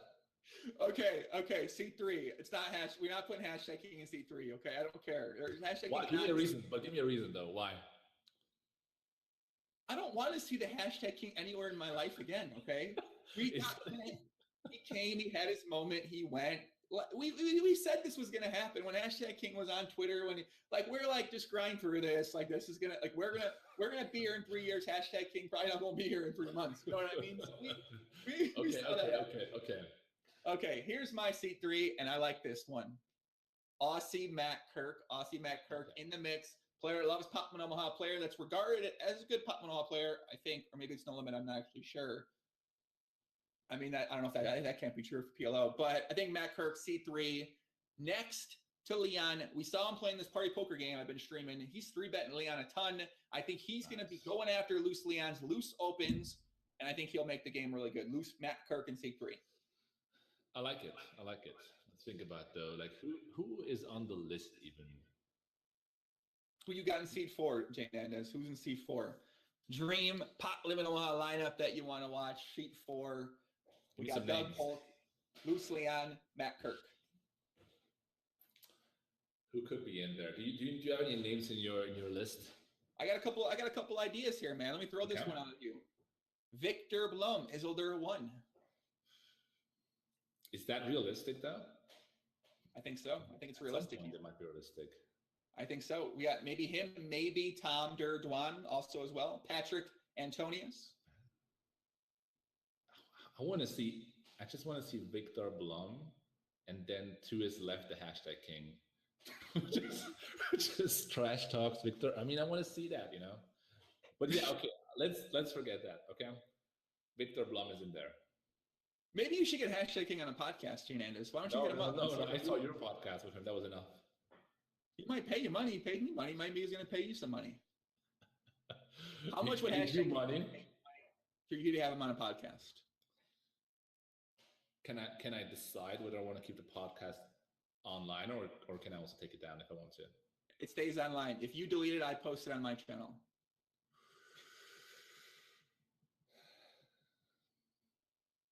I mean, there is a number, you know. For sure. Yeah, I would say probably like 5K. Probably okay. Fine. 5K. All right. 5K for like an hour. 5K. Okay, so hashtag king. So seat 4, we got Isildur Victor Blum. Okay. Who else? Yeah, seat 5. Who could seat 5 be? Think about the online recs. I would like to see, you know, one of those online recs that we don't usually see, basically. Who is like a very sweet, not necessarily realistic though. We're not going to get Barry. Few tech isn't coming in. I don't think Broom's going to play. Although if we tell them this lineup, they might show up if they say we got a seat here for you. they could basically like put on some a mask. Exactly. I think Tom Dwan's got to be in that seat 5. I think Tom Dwan's going to have a very high BPIP. I think that BPIP is going to be debatably through the roof. So I think Tom Dwan, seat 5. Well, we got Doug Polk, we got Loose Leon, we got Aussie Matt Kirk, Isildur 1, and then Tom Dwan in seat 5 right there. I think right there we got a strong 5. I think everyone's watching this 5 right here. And I think it's a realistic 5 we could potentially get together too. Seat 6 though, Virginia. He's got to fill that last seat. Who you got? I would love to see Odd Odson. Odd Odson drinking is always a win for the game. That's true. It is. That's just the way it is. So I'm a little twisted right now. I was thinking Ben 86 in that seat 6 because you want the beef. You want the drama. Well, I mean, I kind of want Ben there. You know, Ben's going to bring this. He's going to bring this very experienced play to the game. He's going to bring this Dream Machine-like play to the game. I'm curious to see how someone like that. You know, I'd be curious with even Ike Hollywood Axon in that seat too, where like someone who's got a very strong player approaches these psychotic maniacs in front of them playing a super high BPIP. That's how I want to see that personally. How do they approach attacking the fun players? How do they approach attacking these high BPIP players? That's what I want to see. And yeah, there'd be a little drama, man, for sure. You know, actually, I went over to the Aria when one of the Poker Masters was going on, and Doug was in seat 2 and Ben was in seat 3, and I like walked in, I didn't know this was there. I was like, this is just a little. I don't even know like what they both must be thinking. I did get to talk to Ben for a little bit. I miss Ben a lot. Shout out to Ben. I don't know what people out there think about Ben, but Ben's still one of my favorite people in poker, man. I like Ben a lot. I think it's unfortunate what happened now that whole situation went down. But to see that in person was, I was silent for it. I was like, what the fuck? I didn't know what to say. I didn't know what to think, you know, and it was something, man. I guess they were both a little bit embarrassed, I guess. Yeah, I mean, you got it because you think about everyone around there is like talking about everyone out there stinking it. You know, no one's there like, yeah, it's a little weird. You know what I mean? I mean, that happens when you put out some shots. You know, if you could do the drama lineup. It's like Doug Polk, and then around him all the guys that have been that he's been taking shots at: Alec Torelli, Ben 86, Who else could be in there? Daniel Negreanu. Daniel Negreanu, and then the guy who did the French guy, who's the Business Live guy. What is his name again? I have no idea who you're talking about right now. A French guy? The GPL founder. He could be in there as well. Alex Dreyfus is going to be in there. Exactly. I already forgot his name. What is the GPL doing? What happened? It's in China, bro. You got to follow AD on Twitter, man. He's in China. GPL China and GPL India are going on right now. Who are so the stars are all Chinese people? I got to be honest with you. I've never heard of any of these people, okay? In GPL China, I don't know, like, how does the China poker community, how are they not in the mainstream poker community? Because I look at these people, I have absolutely no idea who any of these people are, Fernando. And I don't, like, is there like a whole Chinese world we're missing of the poker world or something? Like, I don't know if it's just like, where do they play? Like, they don't play, they obviously aren't going to the mainstream tournaments. Why aren't they going to mainstream tournaments? Like, are they just... I mean, we know where they play, right?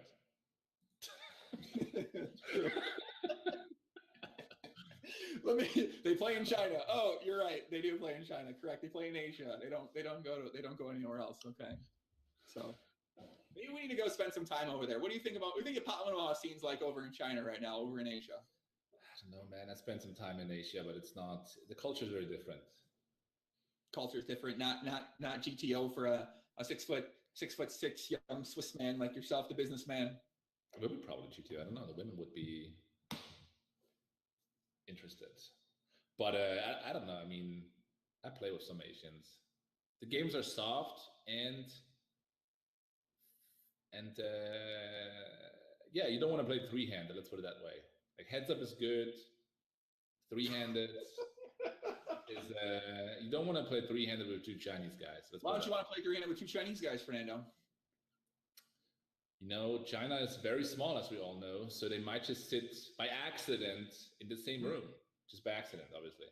And then they might share some cards and stuff like that. Possibly. What scenario, how bad would the players need to be for those two players to be sharing cards against you for you to still be winning in the game?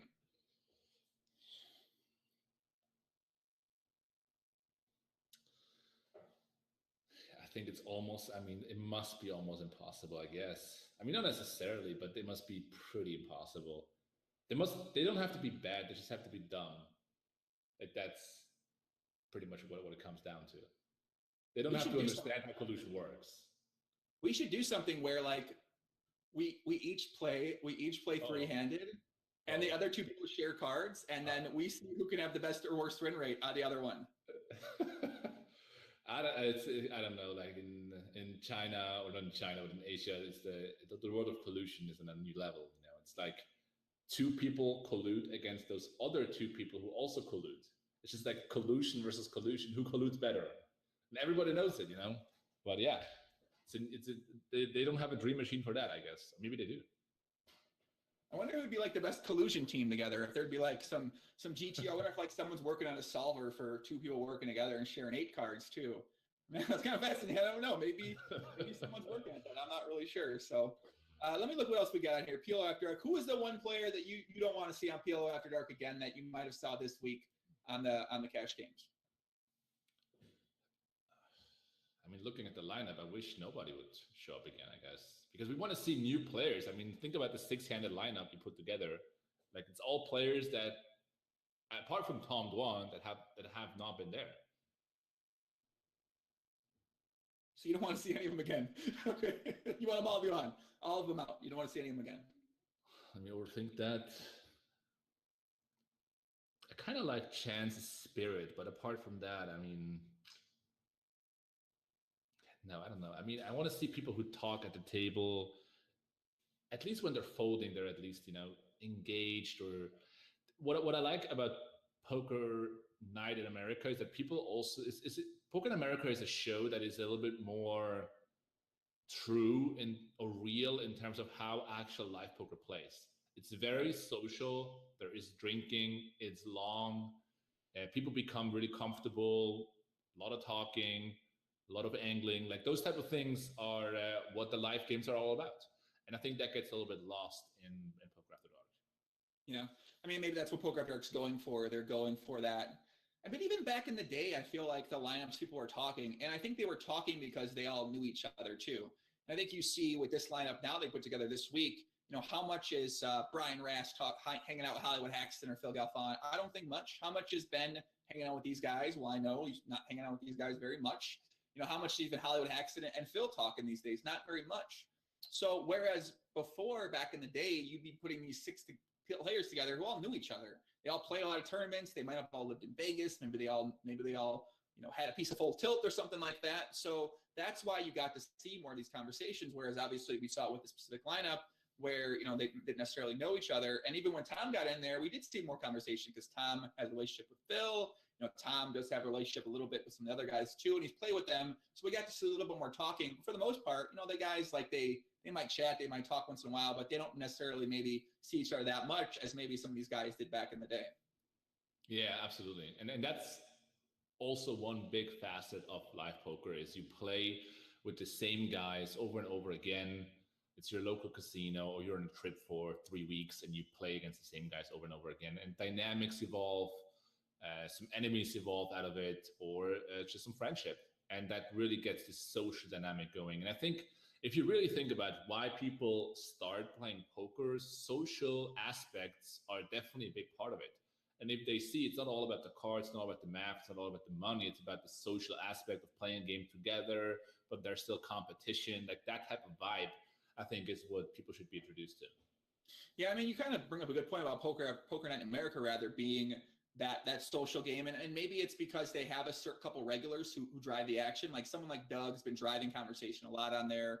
Sean D plays, he drives the conversation. Maybe it's, Matt Glantz. Matt Glantz does a great job of setting those lineups up. He brings in maybe the recreational players who are willing to talk. Remember last time, the guy that Doug lost that big pot to, the big guy with the muscles, that guy was fun. He's chatting up the entire time. That's a fun guy to have in the game. I want that guy in the game. I want to see him play. I like seeing him interact with other players. So, maybe that's where you bring in the guys who want to chat it up, who like a Bill Perkins, he's in that game. He's gonna be talking the entire time. He wants to have a good time. So maybe that's just, some more. We've seen it's possible with Poker in America. They've been able to do this. So, maybe that's the challenge moving forward for Poker After Dark and Poker Go. They just have to lower the stakes. I mean, they traded the amount of stakes that are being played or the amount of money on the table for a good game, you can say.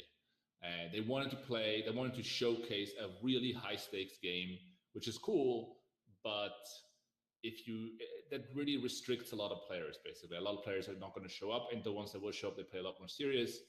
Again, put Doug into a 25-50 game, he might play different than on a 300-600 game. Demeanor is different, drinking is different, social is different. And with all those guys, it was definitely the same. Like you attract different people, different amount of people or different types of people into a lower stakes game. And I don't really think that people are, if the show is well done and it's 50, 100 or 25, 50 deep, like that can be also really interesting. It doesn't have to be 300, 600.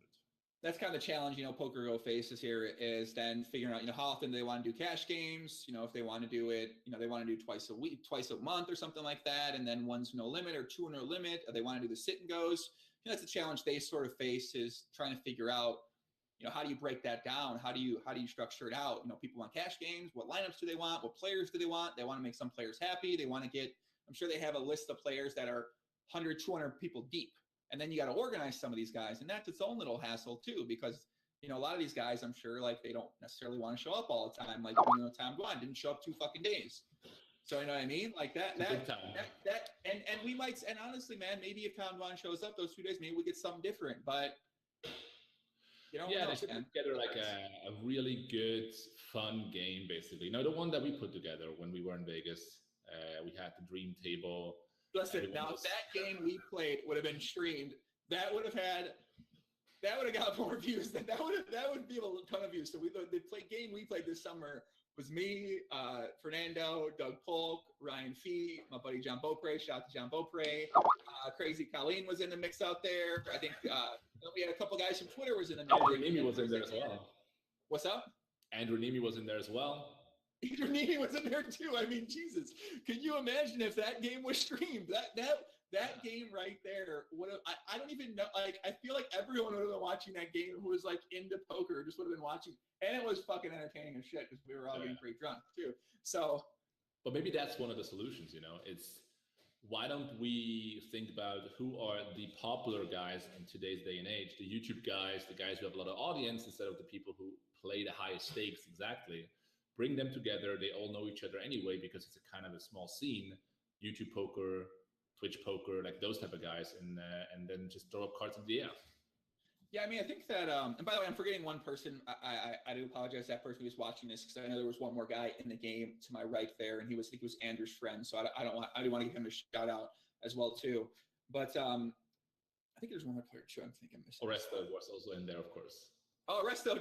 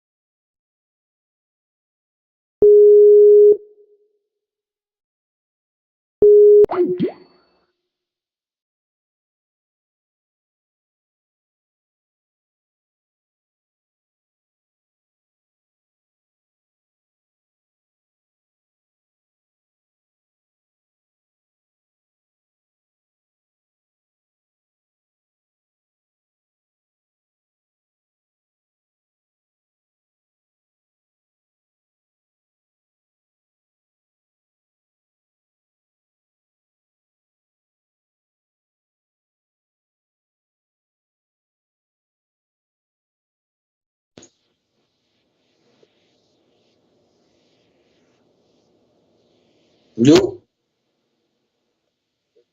du hast gerade angerufen, ne? Ja, ich habe dich aus Versehen weggedrückt.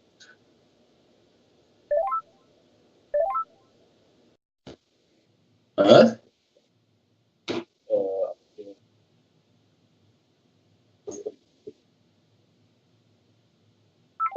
Hä?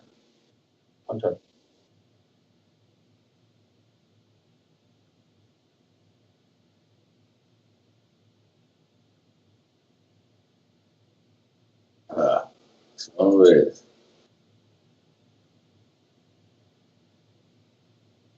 Der Dr. Monk am Start. Ich call den.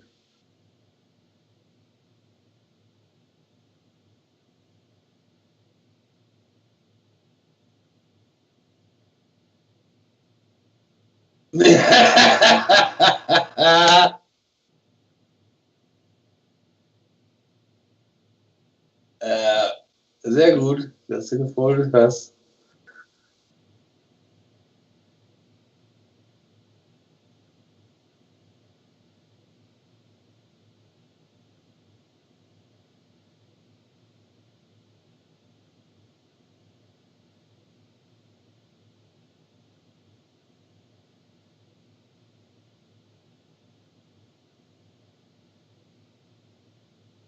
Ja.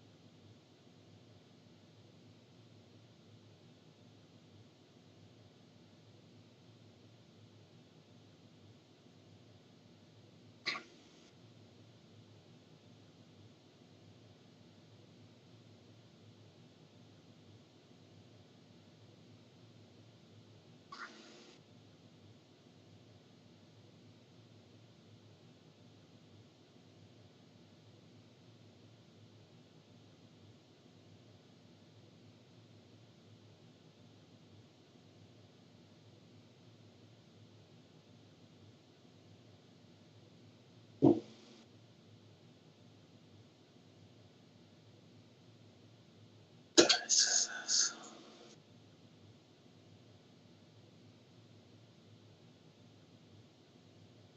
Nee.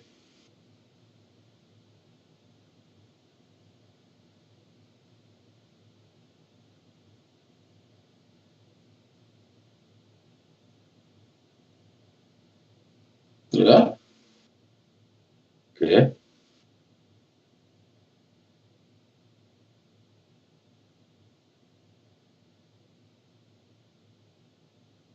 Ja, aber wie geht das denn? Da brauchst du Wo ist das? Mhm. Ich habe mich über Discord. Über Discord, kennst du das? Ja, da habe ich mich schon unter anderem.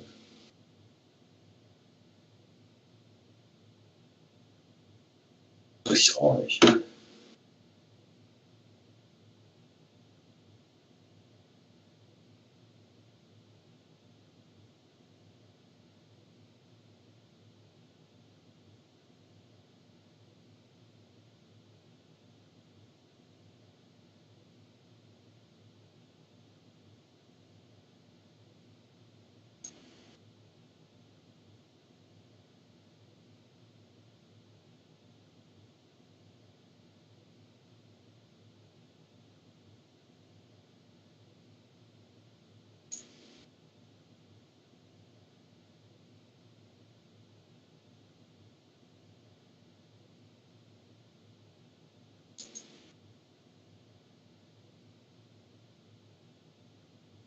Alle callen.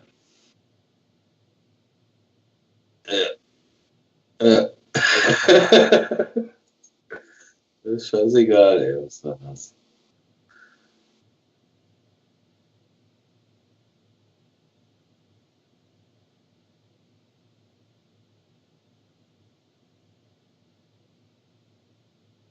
Ja, dafür kriegst du nichts.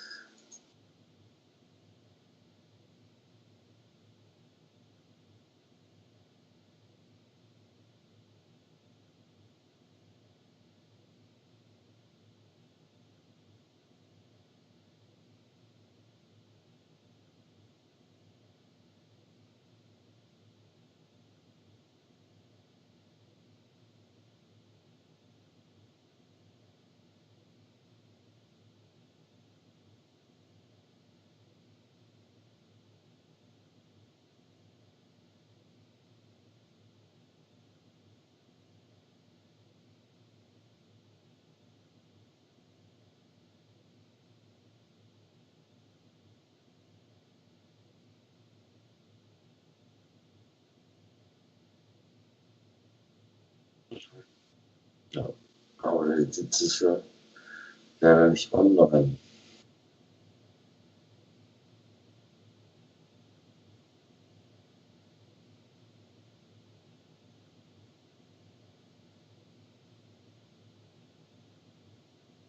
Mhm.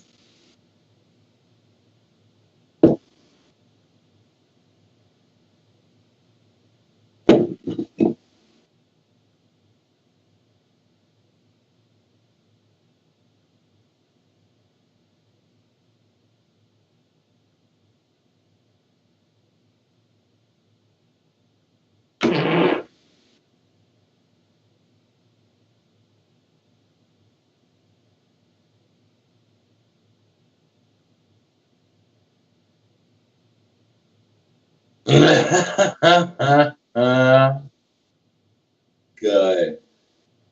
Hast du den Dienst mal wieder rasiert?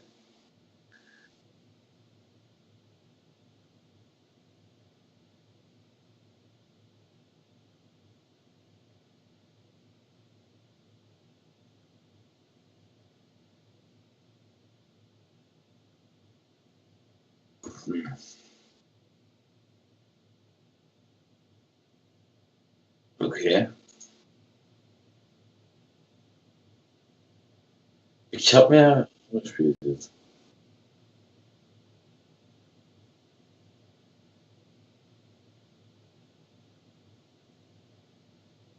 Ja, guck. Das,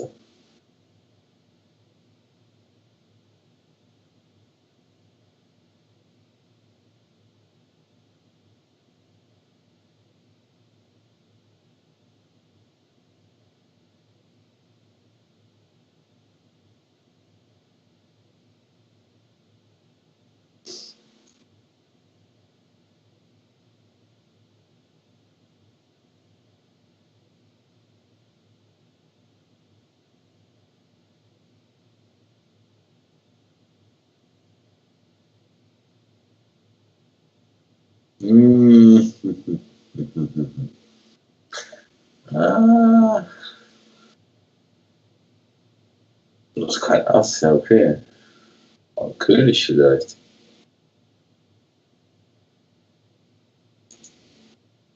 Siehst du?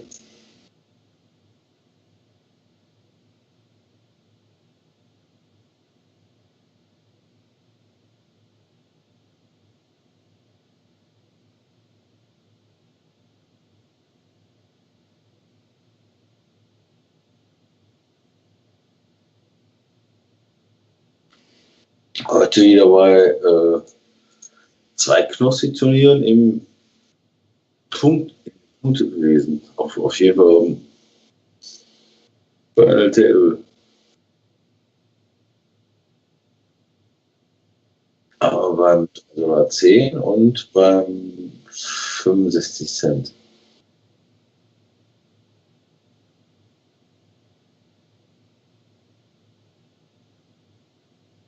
Ja, ich bin nicht Final Table, also ich bin nicht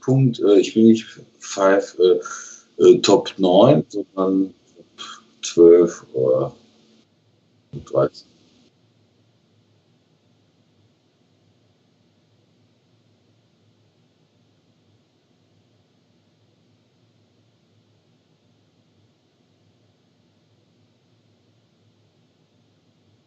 Ja? Hey.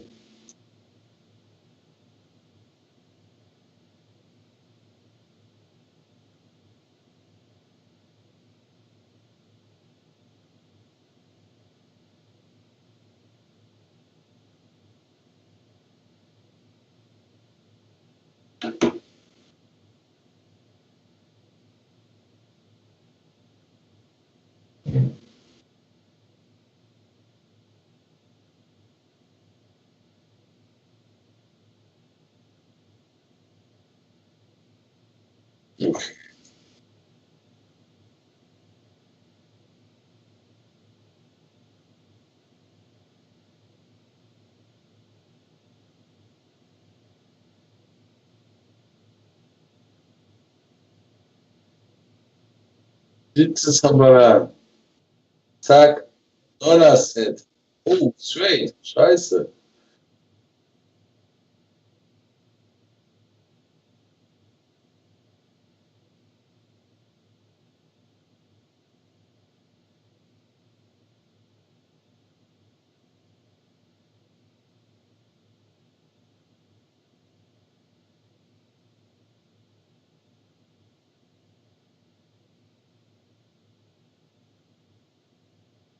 Krass.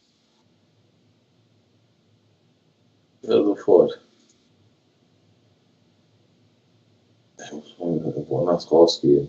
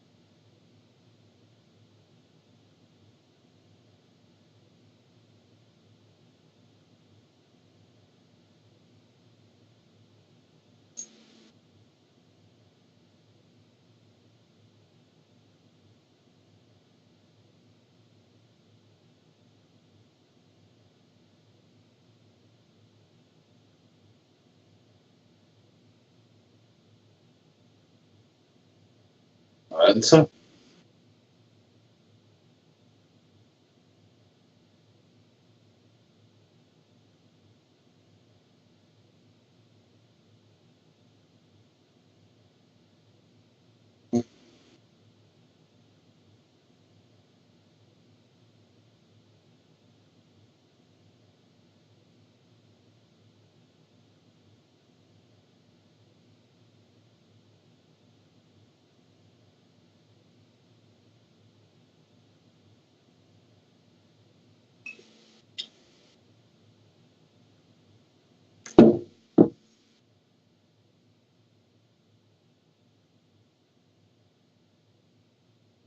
mhm.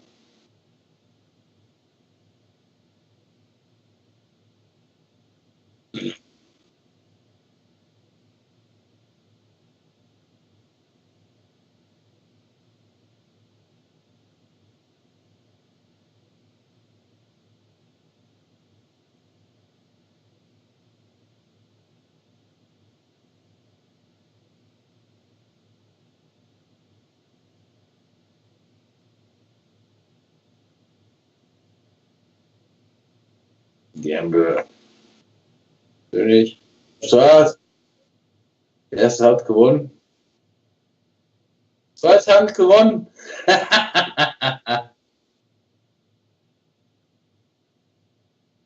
Aber jetzt habe ich nur 1,91.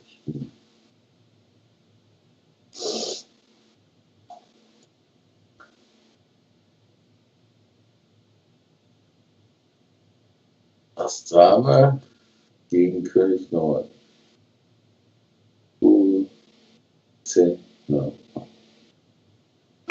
Gut. Das war nicht viel. Den Ditze müssen rasen.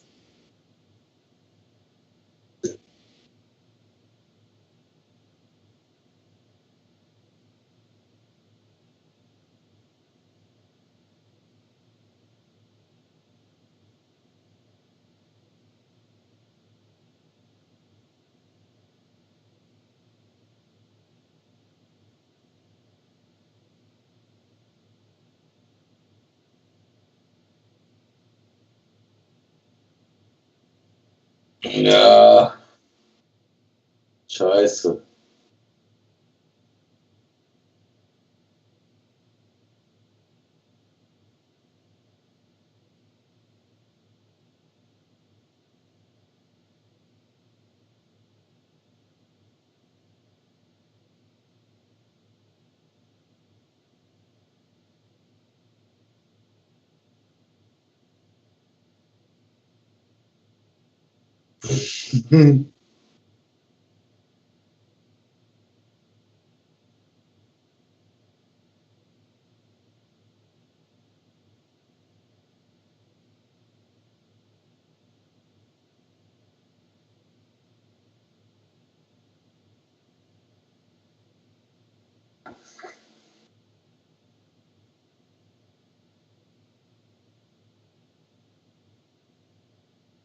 Nee.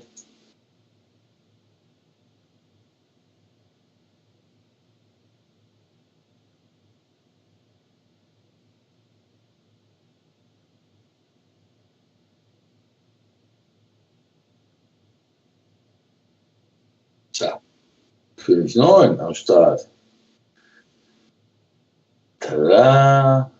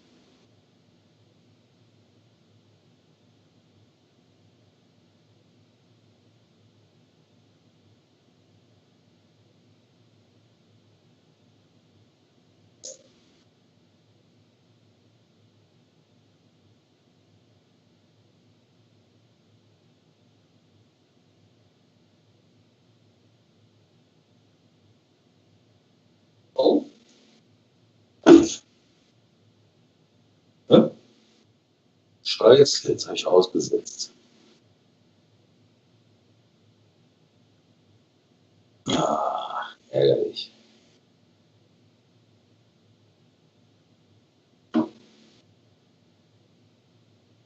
Das 6. Fuck.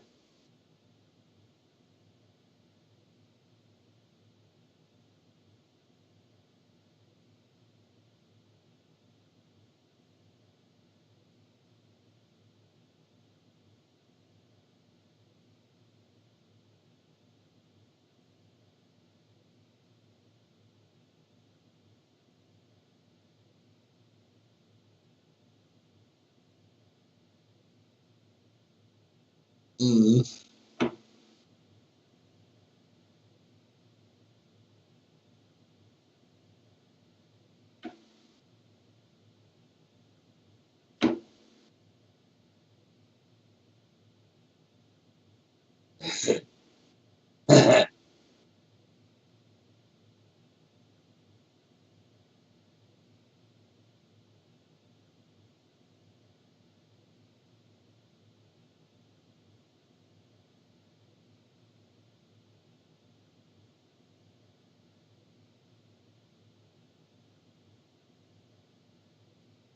Oh, okay.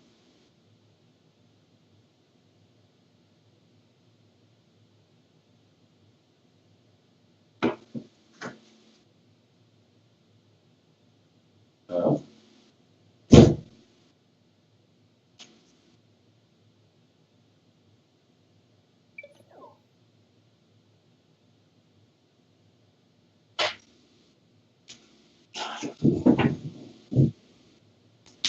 Ah, so, warte mal. Ha?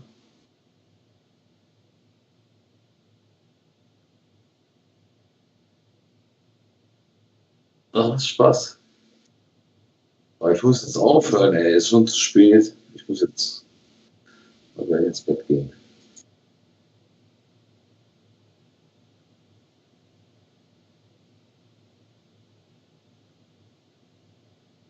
Mhm.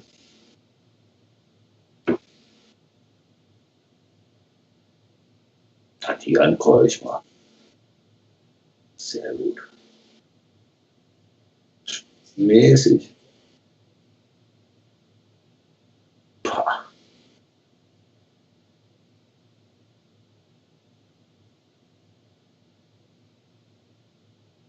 Ich habe was da.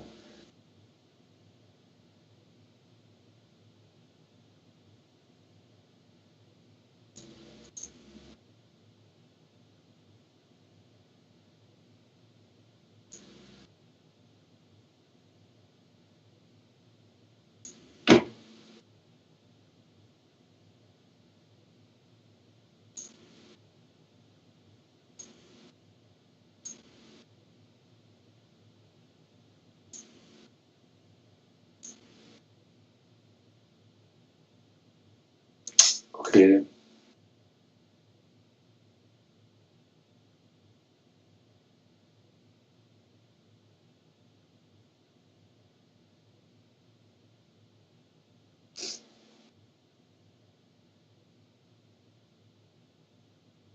Ja, das hier war geil.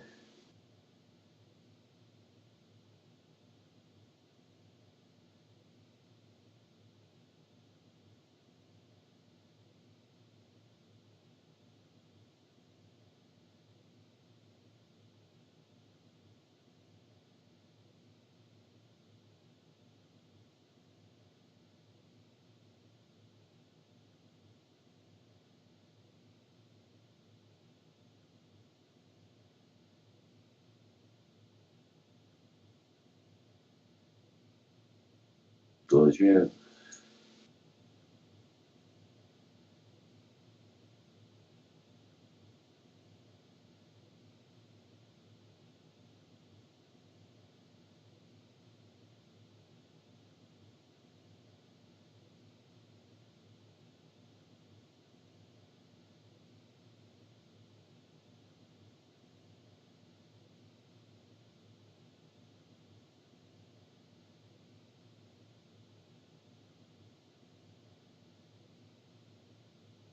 Ja. Jetzt nicht mehr.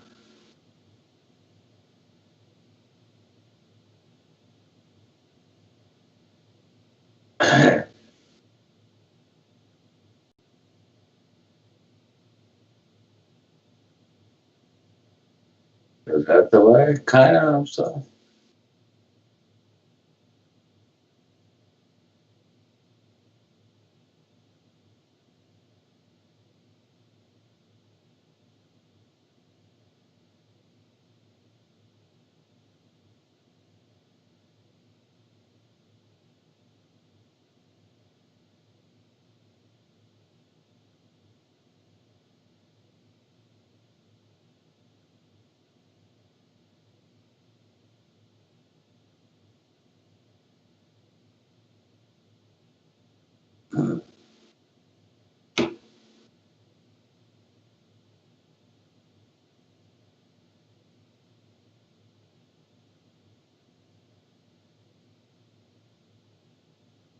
Tada.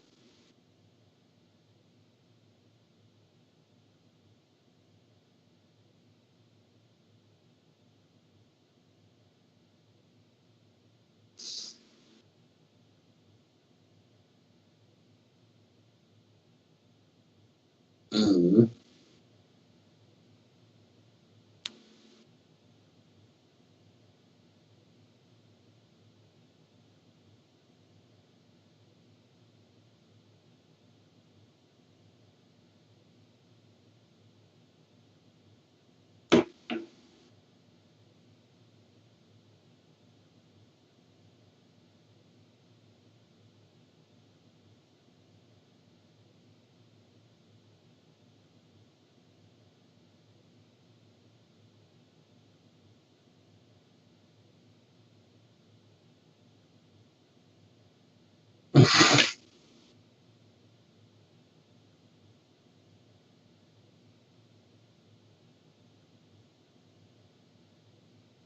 Mhm. Habe Angst.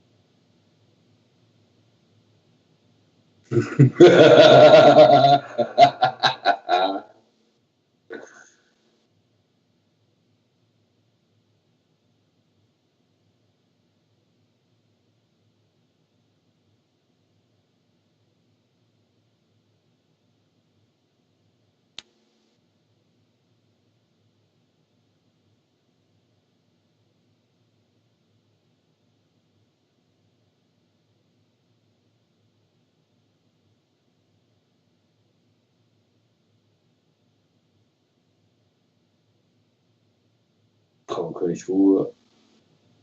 Ah, da, am Start. Oh,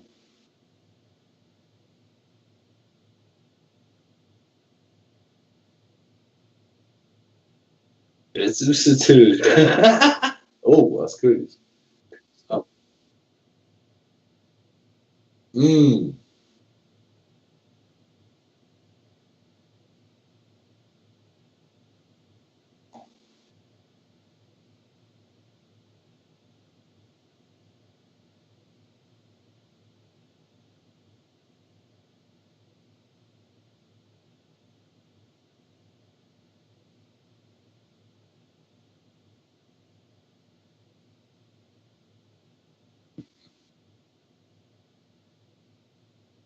Das ist voll.